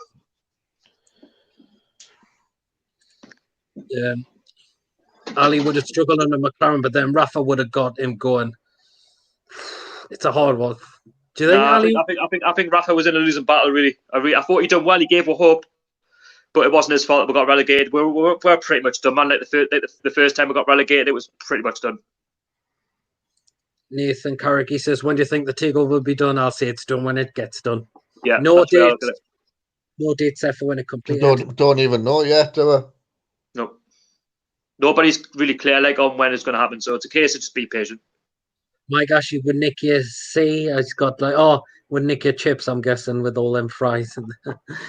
Probably would, because probably he nick your popcorn or something, you know what I mean? He's probably sat there with his popcorn thinking, look at all these Geordies talking about a takeover, I'm not even selling the club. Liam I says hope not. striker. He says Liam says striker wise, we should realistically go for players like Callum Wilson or Danny Ings. Would you have any of them? What, if we got a takeover? Yeah. No. Yeah, now I think we can get them now, realistically, with the money coming in from Mike Ashley in the TV rights. But if we're going to take over, we're going to be getting younger players, like maybe who are like 19, 20, 21, 22, maybe, like who play in the Serie A, who play for decent clubs. You know what I mean? Yeah. You want How players about- who you know could do it in the Premier League, you know, with someone good around them. How about we could get that that Arsenal winger? He's only a young kid. Is it Saka? Saka, I think he's got a future at Arsenal. He'll I not think come to Newcastle. I Uh, don't think we'll go for him anyway. I think we'll be looking elsewhere. Geordie, he has said, let Oscar, and he was a decent Brazilian midfielder for Chelsea. He's probably, God knows how old Obviously, he went is. for the money. Oscar was a good player for Chelsea, but went for the money. He's done now, man. Lawrence Taylor said, Kasapa was subbed off after 8 minutes when we were 3-0 down to Portsmouth at home to Yeah, I Portsmouth. remember that. I remember that. We were shocking in that game. I remember watching it, and it was, oh man, I couldn't bear to watch it. Like they were there. Portsmouth could have won 6, 7, 8 that game. That's not even a joke. Mate. We were that 80 bad. minutes. Bloody hell. We were shocking. Absolutely shocking. Geordie says, Jeremy, remember him back in the time? Did you think he was a good... Jeremy. Ex-Chelsea player. Aye. Shocking. Poor. Aye. Not good enough. You- Not good enough for this football club. Not good. No, the thing is, if he continued these, thing is, if Chelsea didn't want him, if Chelsea were offloading him, and we were like known as the club that didn't have all the money compared to Chelsea, and they were willing to let him go, then you know there's something the matter. Remember Smithy? Alan Oh, Smith. Injury prone, not good enough. Yeah, good enough for Leeds and Man United. For us, he I was. remember Alan Smith had a broken leg one time when he was a Man United player. He had the ball smacked off his leg from a free kick, and he absolutely had his leg in bits. I remember. Yeah, that. but you rate his Newcastle United career though. It was pretty Didn't woeful. score any goals, Premier League goals. I know. He struggled in the Championship, man. He had a bit in the Championship. He was still woeful. Wasn't the best. Lawrence says again, kind of shows why you don't give Fat Sam full control on transfers. Exactly. But the thing is, who even gives Sam Allardyce a job? Unless he's Sunderland. And it says we had Enrique. He was I liked Jose Enrique when he was at the Toon. What do you think? I liked Enrique. Yeah, well, if you actually, there's an interesting article you wrote in the Chronicle. Did you see it? He's filled back on why he left Newcastle and why he was back. He got offered. I think was it Benitez or something like that season when the season we got relegated. He got offered to come back, and he said, "Unfortunately, I love the fans and that, but I couldn't come back." It's the regime. He's not happy with Mike Ashley. He said the reason I left Liverpool was because the reason why I left Newcastle was because Liverpool, obviously, they were a club wanting to win things. I think it was his mate or something said you should really go and join Liverpool. Liverpool wanted him, and he won the League Cup. He goes, I love the fans, and I love everything about the club, but listen, he's right. Like we're not a club winning things under Mike Ashley. You know what I mean? Why? Say Maximin, right? Listen here, right? Listen good. Same with Almiron. Same with all our better players at the club now. If this takeover doesn't go through in a couple of years' time, they'll be out the door. Their heads will be turned. They'll be really bored to the point they want to go win stuff. They'll be attracted with like if Man City come calling, Chelsea, whatever. Maybe in a season or a couple of seasons, we've got to be realistic. They'll be out the door. JB says the manager depends on the amount of fresh cash injected into Newcastle. Now, if it's a smallish amount, you need a manager adapted to the squad since you haven't got enough cash to adapt the squad to the manager. There's got to be a target. Like there's got to be targets, and there've got to be building blocks in place as well to try and build what that manager wants. You know what I mean? Like, say for example, you get an Allegri who's got no Premier League experience. We know he wants to win something, and I know he's a quality manager, and I'd love to see him in the Premier League with Newcastle or whoever it is. But I think for someone like him, there's got to be a plan in action. You know what I mean? In order to, there's got to be an ambition from the owner that he's willing to put the money into the squad to make the squad better. Do you know what I mean? I think we can. In our football club, there's real potential, huge potential to win things. We're a football mad city, but under Mike Ashley, there's no plan in action. It's literally just take the money for what it is, but get the fans through the door, and I'll just take it all and then give a little back as possible. That's what Mike Ashley's about. 1 second, guys. I'm just going to put my phone on charge, but I'll still talk. Lawrence has just said Peter Ramage left in 2008, sent off for us on the last day when we beat QPR to pass 100 points in 2010. Yes, I remember that. but that championship season, though, like we should never have been relegated. But that squad, obviously, we had the best squad in that league. We rolled it. Obviously, the Benitez we didn't, but we completely rolled it. Gavin Allwood says you had Gini Wijnaldum in your team. Look at him now. Yeah, give him credit. He's done well for Liverpool. To be fair, but again, the thing is, Liverpool have got world class players. Though, like no wonder he's a better player. You know what I mean? If you've got Trent Alexander-Arnold, a young lad, and you've got Naby Keita, and you've got Salah, Mane, and you've got Firmino. We haven't got any of that. Like in our squad, we have bloody Mitrovic up front, like who's got no experience. He's not Salah, is he? He had less experience. They even got Alisson and Virtual and all that stuff. You got your thing is you got Klopp, who's managed Borussia Dortmund, right? Fair enough, they wanted to sack at Liverpool when he first came in, but he wants to make a Borussia Dortmund, and then he's coming to Liverpool, and look, it took him a bit of time to build something, but look, he's built Salah into a better player when he wasn't recommended at Chelsea. But like when you got Steve McLaren managing your football club, for a fine fact you deem not to do anything. Yeah, aye. He said, NX, to be fair, Cash, he could make some money if he bought Sunderland Football Club. I'm not seeing by no chance he will. He'll concentrate on his retail businesses, and that's all if he was to get out being an owner of a football club. Well, I know Stuart Donald now wants to sell it. I mean, Charlie Methven's left, hasn't he? He was the guy on the episode season 2. I watched the whole thing, and he wanted to. He had a big, massive plan for Sunderland, and obviously when the going got tough this season, now that Donald's not obviously with the fans anymore, a bit like what Mike Ashley did when he bought the club. He wants to go. I mean, listen, when he had Eastleigh, it's a non-league club. I'll say it, and I'll say it right now. They both went in and bought the club for the buck. They wanted to get Sunderland into the Championship last season. It didn't work out, and now they're in League One, and now they know the realities of how tough League One is. They're making next to no money. And do you know why they want to sell the club up? No. Just tell you why. The parachute payments would have left from the Championship or whatever they would have made the season. Gone. So they're losing money. They're not daft. Lawrence says Conchi was good on his day, but left 24-42 months late. Yeah, totally agree with that. Liam in UFC. Just generally wasn't good enough for Newcastle. Don't think he was good enough there. He said he was at the Palace 5-1 defeat back in 2015. He said, thank God it's my local Premier League team. Well, guess what? To add to that, both Sharky and Archer went down to some place September gone just last year, and I can imagine how they felt going. Oh, Leicester away. That was damaging. That was terrible. Really bad.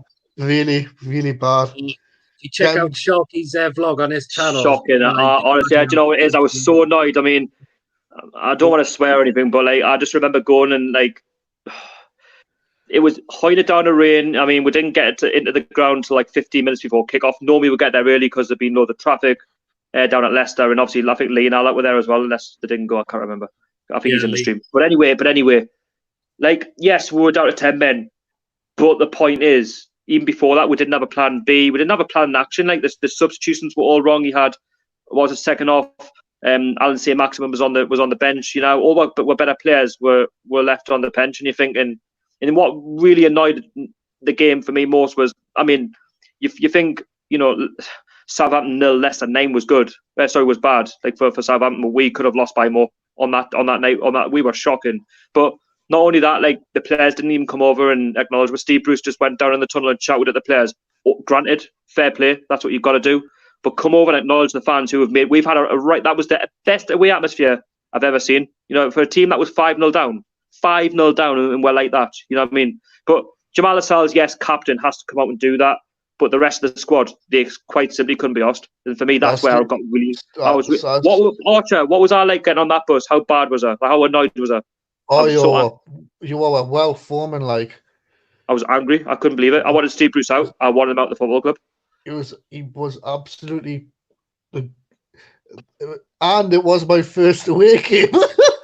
Do you know what it is? Even though he's been getting some results now, I find him a very boring manager. I think he's tactically inept, personally. That's my opinion. Yeah. Sorry to say, like I know he's been getting results and that, but when you get a cheap appointment and you get cheap results, unfortunately. Exactly. Well, I am. Sorry there, Peter. That was your fault. You brought that up, so it was a bit of a mouthful. Well, I am kind of planning on going to a few away games in the future, like. But I see it was your first ever away game, and it's known for a 5-0 defeat. I've been to a few, and I don't even know if I want to take ever again after this. No, I'm joking. Actually, I say that I take Peter down to West Ham. He tells me I went down to West Ham last season or the season before. we lost 3-2. I'd take them this time and we'll go win 3-2. I don't know if it was because it was my birthday, but bloody hell, we've got a result, didn't we, Peter? 3-2. I know. Peter, we'll open more games with you again. We'll do more wins. This time it'll be 3-0 wins at Old Trafford, not like these 1-0 defeats. NX says, could you not argue if she had 8 games, he could change the attitude and get more points? Plus, Shearer wanted big bucks in the championship and turned down us due to wages. No, I think Shearer, because he was a legend, actually thought he could have done it, but I think he was on a heightened off it, really. We're never staying up. I mean, listen, if Joe Kinnear and that couldn't do it, and Chris Hughton had a bite at it a little bit before he got the job in the championship, because no one else would take it, quite frankly. Listen, I think the players have bad attitudes, and when the players have got bad attitudes, they're not going to change overnight. It doesn't matter who comes in the door. I could have come in the door. Pep Guardiola, a younger Pep Guardiola, could have come in the door and nothing would have happened. So I think we're definitely going down that season. I called it at Christmas. It's probably the worst season I think I'd ever seen for attitude. Actually, they're both just as bad. Yeah, absolutely, yes. Well, Jordy also says, what realistically players would you bring in? As I would class Callum Wilson as one of those. It's just too hard to tell at this moment of time. No, but I can see what he means. Like, like Diego Jota, someone for like Wolves, so somebody wants to come into a plan. Someone like a Zaha from Crystal Palace. I know he's been linked to go back to Man United, but what happened there when he went first time? You know what I mean? Zaha, if he's getting paid extra wages to come and play for Newcastle in a bigger stadium. I know Crystal Palace, they've got, for me, a fantastic home atmosphere, taking nothing away, but he played in front of 52,000 fans, potentially trying to get into Europa League and Champions League. I think Zaha's a lot better than mid-table. I'm sorry to say at Crystal Palace, but he's so much better than that. Yeah, definitely. Well, Lee says, Newcastle Fans TV, Saka grew up as a Toon fan because of his dad. He'll play for England soon. What a talent. I think he will play for England soon. I think that will definitely happen. He's done brilliant. Did he? I didn't know that. I didn't know he was a Toon fan. So if that's the case, then maybe. Yeah. Gavin Howard, as a Chelsea fan, you don't want Oscar. He's 32 and past it. Fair play. I keep saying we've got to create our own identity. We've got to do things the way we do it. Like, not just, I don't want to be known as like the Man City, let's just buy this player for 50, 60 million. Because the thing is, what happens if we pay 50, 60 million for a striker or a midfielder or whatever position on the pitch, and the turn out to be really bad, and then the owners are losing money? Sorry to say, but you can't afford to do that. Absolutely. Liam also says, I'm a better manager than our previous managers. I took Hartlepool to the championship on Football Manager. That's Football Manager, though, isn't it? You can put that on amateur and you can take anybody up. Lawrence again read about Jeremy's last game for us when we lost 2-1 at Scunthorpe on a Tuesday night in October 2009. Remembered for the wrong reasons. Nigel Atkins, I think he was manager of Scunthorpe, I think, or was it somebody else? Anyway, I remember that. It was, they went down that season as well. I mean, I think they still go on about it as like one of the most famous victories at Glamper Park. We were top of the league, I think, at the time. I remember watching the highlights. I didn't watch the game. I didn't even listen to it. I think I ended up watching the highlights, and I look back at it, I thought, when you just go into a game and you get a bit too overconfident, but then the home side want it more, and the North side big night, and like you feel a bit tired. They look like devoid of ideas because they were a bit too overconfident. And then when Scunthorpe started playing, we had no ideas because. Do you remember when we played, or was it Stevenage? They got a very similar pitch. It's very small. Oh, yeah. We're not used to small pitches. You know what I mean? I know. In small, compact grounds, we're not used to it. And I just think, Scunthorpe, fair enough, you can have your famous 2-1 win, but at the end of the day, we got promoted, you got relegated. So. Lawrence also says, Enrique, best left back I've seen. He was offered a chance to come back in February 2016. That's well, yeah. It was. If you read it in the Chronicle, just type in Enrique. It's a really good story. He actually quotes. Have you seen it? Have both of you seen it? Yeah, I saw it. Peter, go on Google and just type in Jose Enrique. There's an article. Literally, it's a very good read. Literally, he talks about why he moved to Liverpool and why he didn't go back to Newcastle. And he said in the future he'd definitely love a return, or even if come in as like as somewhere in the club where he can help. He still loves the fans. So have a read. Interesting. Lawrence added on to his comment. He said, but turned it down because he felt he wasn't the same player. But we needed a left back at that point. I think one he had was it Dummett as left back. Yeah. Well, obviously, he went through a bit of a tough time at Liverpool, didn't he? But he kind of knew, obviously, when you read the article, he's basically saying, obviously, Mike Ashley's a big problem. Like you wouldn't have went back under Mike Ashley. The reason he left in the first place was because obviously Liverpool were thriving. It was his big move. A club known for winning trophies, and he won the League Cup. But we're just a club that just stagnates and stays in mid-table and goes down to the bottom. Like why we, it's great to play for the club, but if it's not got any direction, then you any player that's left, you cannot blame them. Like, you know, every player wants to progress and win things in their career. You can be known for playing in the Champions League, playing in the Europa League, or playing for your favourite club, but you're defined by winning trophies. It's like a club, you know what I mean? You're defined by winning things. That's how you're known. Yeah. Well, by the way, just as well, Shearer won the Premier League for Blackburn, because I think he deserved one for us as well. But just as well, for the amount of goals he scored, he won a Premier League for Blackburn, because that goal tally for me deserves, for me, if not at least what Man United won trophy-wise, Premier Leagues. Do you think, Geordie says, do you think that Ashley has finally put the nail in the coffin as a constantly many returning next season, because there's no ambition as there has been in the past under Pardew? Well, there's been no ambition since he's ever been. Well, that's what I'm saying. There hasn't ever been. No ambition for the past 13 years. No, honestly, I just think now is just the right time to give up. It's not. The thing is, we need some sort of direction. You know, we need better leadership. The communication for me is just not there. Like, if you've got no communication with the fans and with the ownership, then that's where it all falls apart. And it's been like that for 13 years. Nothing's changed. Like I say, Lee Charnley, he only speaks when he's been told to speak to the fans, and that's not what we want. You know, why is it the same old copy and paste statuses every single season? One at the start, one at the end. We never get anything around Christmas time to say, oh, Merry Christmas, we're having a crap start of the season, but we're going to get you better players in January to push on to try and get up the league. Or you're having a good start of the season, you're meeting targets, you're doing well in the cup competitions, maybe try and push on them. We might be able to get in Europa League or Champions League. Why not? You know what I mean? Like, let the fans know what's going on their side of things. It's the small things that we lack. It's the basic stuff. Van Ferry says, I never knew Shearer down to the sound due to wages. I thought Shearer just never heard from Ashley again after we got relegated. I don't agree with that. I don't think it was down to wages. I just think he's probably looked at management. He probably knew it just wasn't for him. Like, he's never been back since. He said he would never go back into management anyway. He might take somewhere in the side of the club. He might, do a sporting director or whatever, right? But I think he's more into his punditry at the BBC. He's got a good knowledge of the game. He understands it. A lot of people like watching him. And even if you're not a Newcastle fan, I think people appreciate people like Shearer on the match of the day. People who know like what the game's about. He's a striker, he finishes. But the thing is with Shearer, you go where you're comfortable, and I think you'll always look out for the club. Of course you will. But management, some players either go to punditry or they go to management. You've got a choice, or you decide to just spend the money that you've got and have holidays. But that can only get you so far. Mm-hmm. Yeah. Lawrence is just following up on a similar thing. Actually, didn't want him to manage us. Would have given us the chance to in the championship, but Houghton saw things out. To be fair to him, I loved Chris Houghton when he was up here. Well, sorry for him. I was devastated when I found out he got sacked. I was nearly close to tears. I was nearly crying. I was honestly, that's how much I felt to him. Like, how much he gave to the club. When we got relegated to the championship, no experience. That's the one thing I was happy about. He was given that chance to maybe, we built him into the manager that he is today. Brighton, Birmingham, Norwich.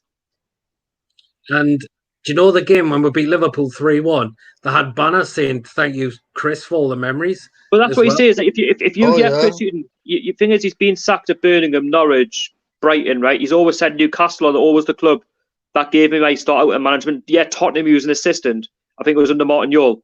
But the thing is, when he came into Newcastle, just as well he took the opportunity in the Championship to build. The second division, that was his building step in the management. So in a sense, us getting relegated was probably a good thing for Chris Houghton, because they say if you want to become a good Premier League manager or any manager in a good league, you've got to work your way up. You know what I mean? So fair play to Chris Houghton, but harshly sacked.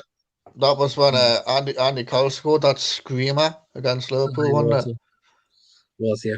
Well, back on the comments, Championship was such a weak league back then when we got promoted with West Brom, Blackpool, but now it's very competitive now. Absolutely, yes. Wijnaldum would have stayed if we stayed up, in my opinion, then maybe left. You can't read a player really if we're going to stay up or go down. You just don't know where people's heads are. That's the thing in football. They can mean one thing, then they can mean the next. Yeah. What else? Andrew said, do you think we could sign Koulibaly from Napoli, if that's how you pronounce his name? Too hard to tell. I'd love to see him. I'd love to see it though. Him and Jamal Lascelles at the back. I'd love to see it.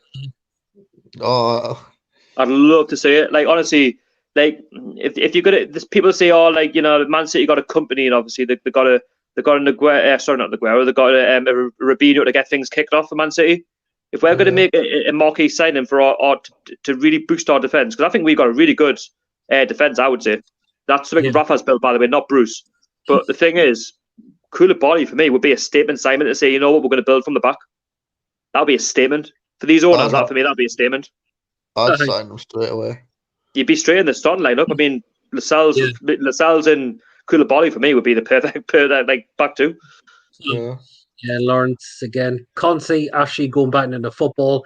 As fans know, he's a parasite. Wouldn't surprise me if he failed the EFL prop and fit test, let alone the Premier League. Hi, Devil. You think how he's passed the Premier League test in Don't the even first? ask me that question. Football's not for him. It's retail. Definitely his thing. Definitely. Another one. He says had a feeling when Methvin made his PR stunt when arriving at Sunderland that their owners would be a less wealthy version of Ashley. Yeah. Absolutely. Money. Andrew, agree with you, Lawrence. Ashley shouldn't pass the fit and proper person's test. Absolutely not. And again from Lawrence, I'm sorry to say it, but is Ashley even fit enough to get out his seat? What Lawrence has also said, watch Sharky's vlog a few times recently just to rewatch his rants towards Bruce. Oh, you've got them really. I keep getting reminded. Honestly, I keep getting reminded of it. Do you know what it is? Right, I was passionate because what it was like my first away day, and I'm thinking, bloody hell, if this is what it's going to be all season away from home, like a 5-0 defeat, like imagine where we're going to be in the league. And plus, we'll go off to a really poor start of the season. The thing is, you could blame 10 men all he likes, but he didn't have a structure with a side. He didn't have a plan A, B, C, D, E, F, G. I've said it in most games this season. He doesn't have, and when it all goes tits up, it goes tits up. We'll get smashed. He even had Muto starting up front. Not good enough.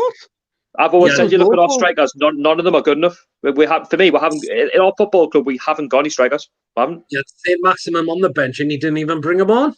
We haven't. The thing is, we haven't got any strikers. Like our strikers, I don't class them as strikers. They're not good enough. He even had Ki-Sung Young in the mid. You had Ki-Sung Young as well. You took off.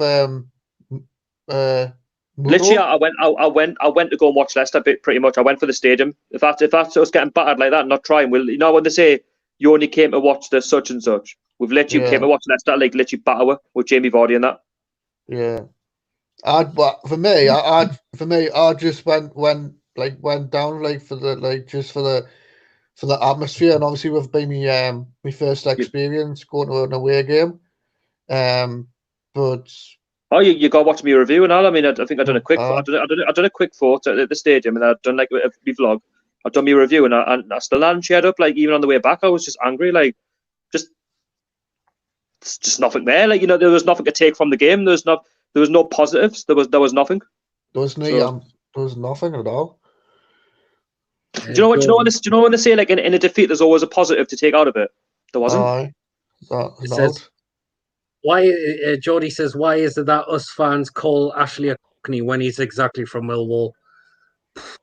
From there. Probably by the way he speaks, he sounds it. Does sound definitely cockney. I don't care what we call him. I just want to mute. I remember seeing Archer's face losing the Leicester and Sharkies as well. Oh, I was mortified. The only thing that cheered me up on that, the only thing that cheered me up on that away day was probably having a few pints down us. That's the only thing that cheered us up. But the thing is, I enjoyed. The thing is, it's not all doom and gloom. Like I went to Leicester to West Ham, and actually, I really enjoyed it. Yeah. The fact that we went into the game, Peter, and the West Ham fans weren't confident, and we're like, we got a chance here. Me and you went for a draw, didn't we? Obviously, Leicester were thinking, we'll take a draw. We know they're better than us, but like West Ham were thought, we've got a chance here. Liam says we've been lucky this season. Don't care what anyone says. Yes, we have. If it wasn't for defenders scoring for us, we'll definitely be. Look at the results. Like Man United, right? We beat Man United 1-0, right? With Longstaff. I don't think we were fantastic. Like it was only 1-0. It's only because Man United were poor at the start. Play them now, I think we'll get beat with their Bruno Fernandes. But then Chelsea, for me, like they were poor at that point as well. Like we only won 1-0. A lot of our results, like Tottenham away 1-0, they've been scrappy. And they haven't been convincing results. Like I don't even think I've been convinced by the whole season. Like Southampton away 1-0. Like we're not clinical enough. Like Southampton for me, we should win that game like 3 or 4-0. Southampton were poor. And if the defenders didn't even score this season, yeah. No, he's right there. We've been lucky.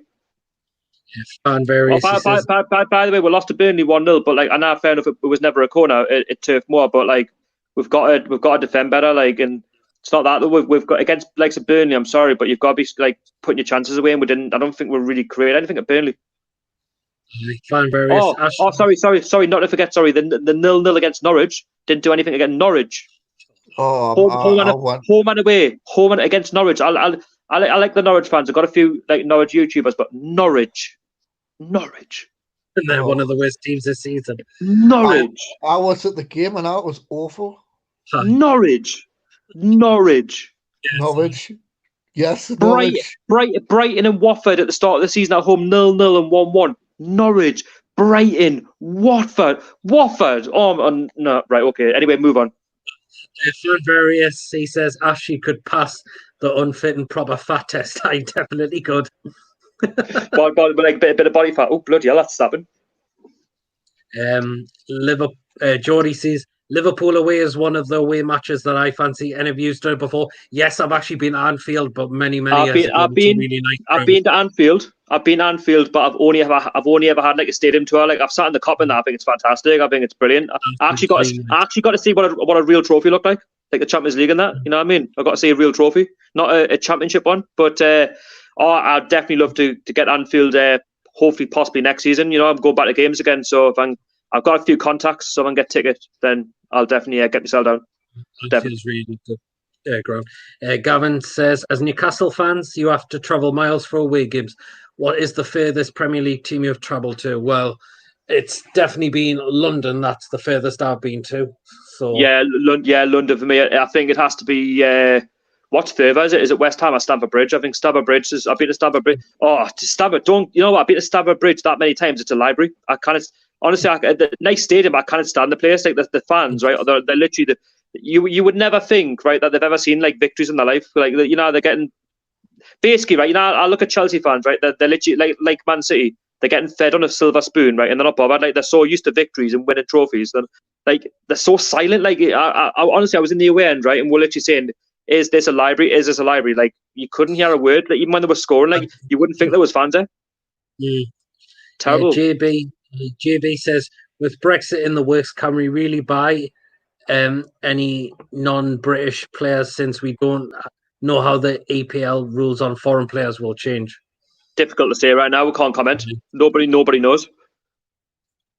The thing is, we're in a pandemic at the minute. Players, the value of players are going to go down anyway, so they're not going to be what they're worth. Like, you know, before this all kicked off. So we can't answer that question. I can't anyway. Geordie said, Gavin, Southampton is the furthest way. Even Hibs in the pre-season friendly took less time. Scotland, no, we're not far from Scotland though. We're only a couple of hours off Scotland. That's the thing. GB said, I forgot that. I just made a spell mistake. Lauren says, Atkins was Scunthorpe manager. He replaced Pardew at Southampton in 2010, then both swapped leagues. I thought he was a good manager. I mean, to be fair, I think he was an underrated manager. Nigel Atkins, I thought he did a good job. I thought he got Southampton, is it to the Premier League? Done well at Hull last season as well. I thought he was decent, to be fair. Obviously, I wouldn't say he's like a top 10 manager, but I think, you know, given the circumstances, I think he's actually not a bad manager. Well, NX, this is actually for you, Sharky. He says, Sharky, would you really be upset if we bought everyone, had one thing straight away, and bear mind the long wait we've had for success if it happened, of course? No, I wouldn't say I'd be upset, but like everyone's going to say, well, you're like the PSG, the Man City, like need respect. You know what I mean? Like, don't get us wrong. Yes, I want to see we'll lift a trophy. Of course I do. Like, every fan wants to see us. You know, if you're a Newcastle fan, you want to see a trophy of some description, of course. But I want to see we do it the right way. If they come in and spend absolute billions on the squad and we'll do it. But let's do it the right way. Do you know what I mean? If there's an option of doing it the right way, let's do it the right way. Let's not, you know, waste 60, 70 million on a striker and they're not good enough and waste more money and get put into debt. I've done with Joe Linton for so far. Lawrence says, remember also losing 1-0 twice to Blackburn in the 2009 2000. I was at the home game, but the away game I wasn't there. But I was actually at Blackburn Rovers last year in the FA Cup. And he also said, even though we went up and they went down with Mulgrew scoring in both games, to be fair, he could be described as the Scottish Fabian Schär. To be fair, he's a good set piece taker. I'll give him that. I was at the home game, and bloody hell, I think Blackburn were bottom at the time, I think, and we were woeful in that home. Did you go to that one, Peter, in the Championship? 1-0, horrible game. I think I may have missed that one. I was at a lot of the Championship. I didn't go to Ewood Park. I got a few offers to go to Ewood Park. I didn't go, but I went to Ewood Park last year when we beat them in the FA Cup, and bloody hell, didn't we make a hard work of that over 2 legs? Wow. Oh, definitely. Where's Archer gone? I think he's got off the stream. Doesn't said why. What else? He also lucky we lost 1-0 at their place, who had those chances, and then it was Jack Colback of all people thinking, "Oh, I'll put in a stupid tackle," and yeah, but Jack Colback's Jack Colback, wasn't it? I mean, I wouldn't have 11 Jack Colbacks in my team now. Mind one. He may as well be playing for a rugby team. Him, Jack Colback, the thing he does. He also, Lawrence says, Dummett and Haidara are both injury prone. Yeah, they are. Yeah, it's a fact.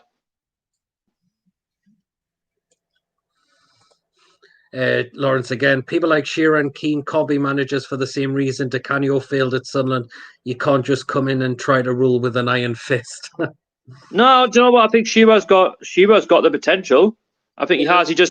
But sometimes you pick and choose your career. Like Shearer probably believes that he's better off doing the punditry, and you go where you're comfortable. At the end of the day, like, what would you rather do, that, or after being a player, like being a nobody and just sat in your house and just taking in the money and being a nothing? You know what I mean? Beyond football, there's being a coach, helping out, younger players, from where they helped you when you wanted to be, when you were a footballer, being the best. You know what I mean? It's called giving back.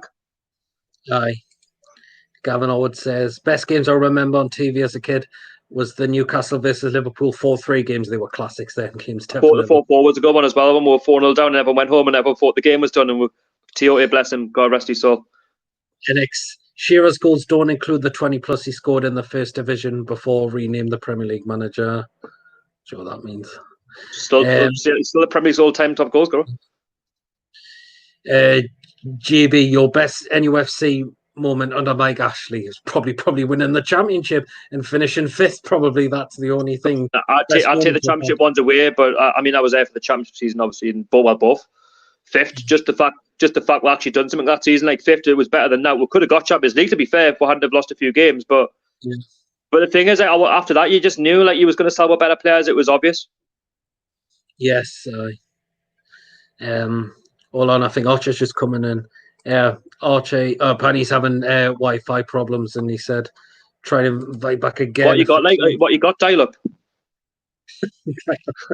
Nah, to be honest, we had a problem with StreamYard on Saturday. It wasn't my fault. It was actually on their fault. Like, that a delay problem. So, yeah, it was all right in the end.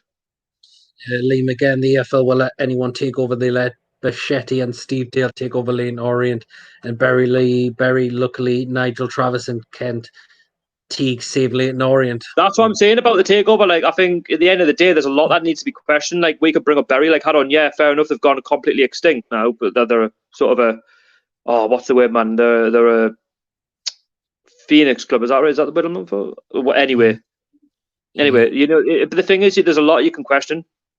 Right, we'll get Archer back in the stream again because he's back. There he is.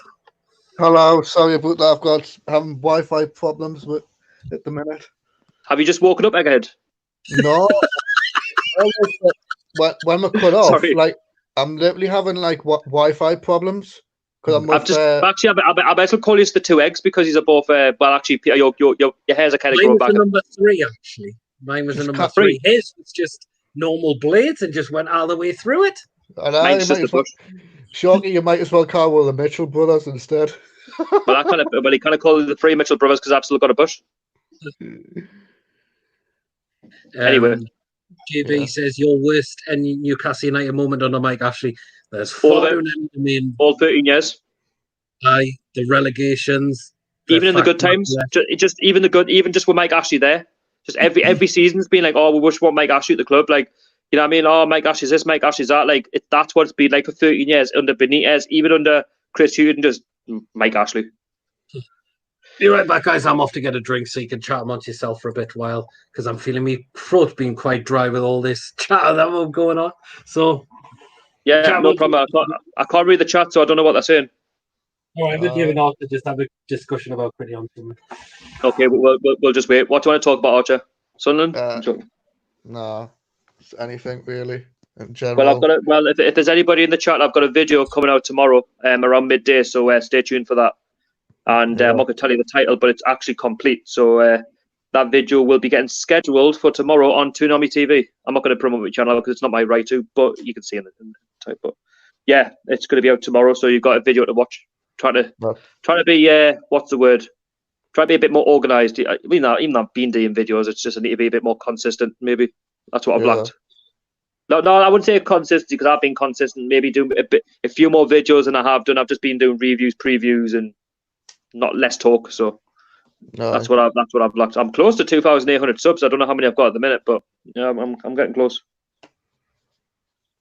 I've subscribed to your channel anyway. So are you?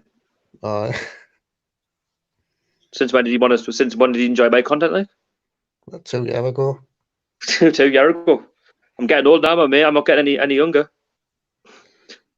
No, like I say, when I changed the name, and I had to change the name because I don't know, like 100% NUFC. I just you know when I grew out of a name. I was either going to quit YouTube, or I was going to change my name. I was actually close to quitting, like I thought. But like I say, I'm not in it for like how many subs I get. Like I'm happy with what I've got. Obviously I'd love more. But like I just say as a hobby because when you go to work and you get paid and that, you know what I mean? Like I get paid off work, so I don't need YouTube money. But actually, in the last week, I put me in the video when I said I wasn't getting paid. I am now. I'm getting my first payment next month because YouTube, good. They said, we've sent you a code for your AdSense, but you've been long over 1,000 subs. Apparently, they sent us a code in 2017, but apparently I hadn't seen it. I didn't see that in the post. No. So I got my YouTube code last week, and I've just put it in, and I'm getting paid, and hopefully, you never know, I could start getting into sponsorships for next season. You know what I mean? People could sponsor the channel. I don't know. See where it goes. Yeah. Got a few things in the pipeline, but the thing is, even though I do YouTube on my own, I've got to try and progress it. Like I've got to try and move it forward. You know what I mean? Just take step by step. That's what I do. Back. I don't like to put any pressure on myself. You know what I mean? But like I say, I don't need the YouTube money, but I might as well start like getting for the content that I've done in the 2-3 years. I mean, I'm going to get paid. I'm not going to reveal how much I'm getting, but I've got money sitting in there from the last 2-3 years that I've done content. It's a big figure, as well. I'm getting next month. It's a big figure. It's quite a big figure. It's been sat there in their account for the past 2-3 years, and they've just said like, we're going to pay you next month, but just put your details over, and obviously the code and stuff. So I'm getting that, and then whatever happens from there. But they've just said you've been over 1,000 since 2018. So 2 years that money's been sat there for, and they've said that's yours. We've just held it for you until you pass things over. So I've done all of that, and Anyway, Peter's back. Sorry, I kept mentioning. I've just been talking about me monetization of YouTube. Obviously, I'm starting to get paid now. YouTube think I should start getting paid for the content, which I think. See, I'm not bothered about the money, but when YouTube are telling you and Google are sending you messages, you know what I mean? Yeah. Might as well do it. So, any comments coming through? Everyone's probably got a Bedman. We'll see. But Fluff the good chance came off for Key because of the red card. Obviously, the day that Bruce decided to get rid of him. Key, I thought he was a wasted signing personally. I think he wasn't a bad person. He was just a wasted signing. He left, didn't he? Left in the January. The only best I saw Key was when Rafa got him. No, I thought he was a better player at Swansea and Sunderland. Really? Yeah. Well, yeah, that's how he got his move to Newcastle, like for what he did at Swansea and Sunderland. He was never a good player for us. He rarely got a chance, but then again, he was never that good. Even Rafa didn't favour him. Lawrence says when I went to Enfield, it was Boxing Day 2005. We lost 2-0. You've been around, haven't you? You've been around the grounds, you. Lee says Oxford and Southampton are tough. Roll on Bournemouth. See, Oxford, that should never win extra time. Definitely not. That's what I mean. Like, the thing is, people like rate our squad. Like, we struggled against Rochdale and we struggled against Oxford. You know what I mean? That says it all, really. Says it all. Yeah, absolutely. We'll go through. I know what he means by Bournemouth. It's a long way to go. Like, he went to Southampton as well. You were talking about like the furthest grounds to go to in the league. Bournemouth is a fair trip as well. Yeah, I'm actually going to do one more question that I might just end the Yeah, live no problem. stream after that. So Okay, this is, yeah, we've been talking a canny bit, but when are we going to get the yes and no? I can take both, just not this win. Well, it's just got to be done when it's got to be done. That's what we've been saying. We've got to remain patient. That is the thing. just have to Patience is see- the key. just have to Patience is see the key what right now. happens. Yep, it is patience. Yes, can't exactly pick a date for when the takeover is going to be completed. Unless So- Mike actually wants to go on a date with you know, the next buyer, Amanda Stavey, you know, it might be a date. You know, it might not be a takeover, could be a date. Oh, Amanda God. Stavey, Well, Mike Ashley, Mike Ashley and Amanda Stavey, I'd love to see it if she got divorced, of course, from her husband. But obviously, I don't wish it upon them two. Yeah. But I'm just saying, as a laugh, Amanda Stavey and Mike Ashley, wow.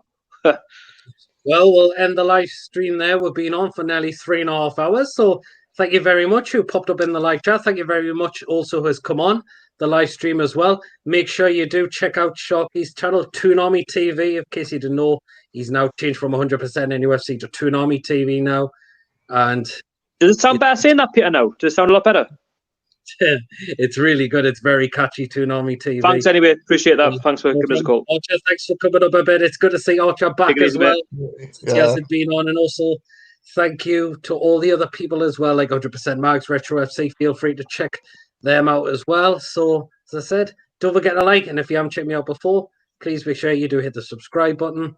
And catch us all here. Take care of yourselves. Until the next video.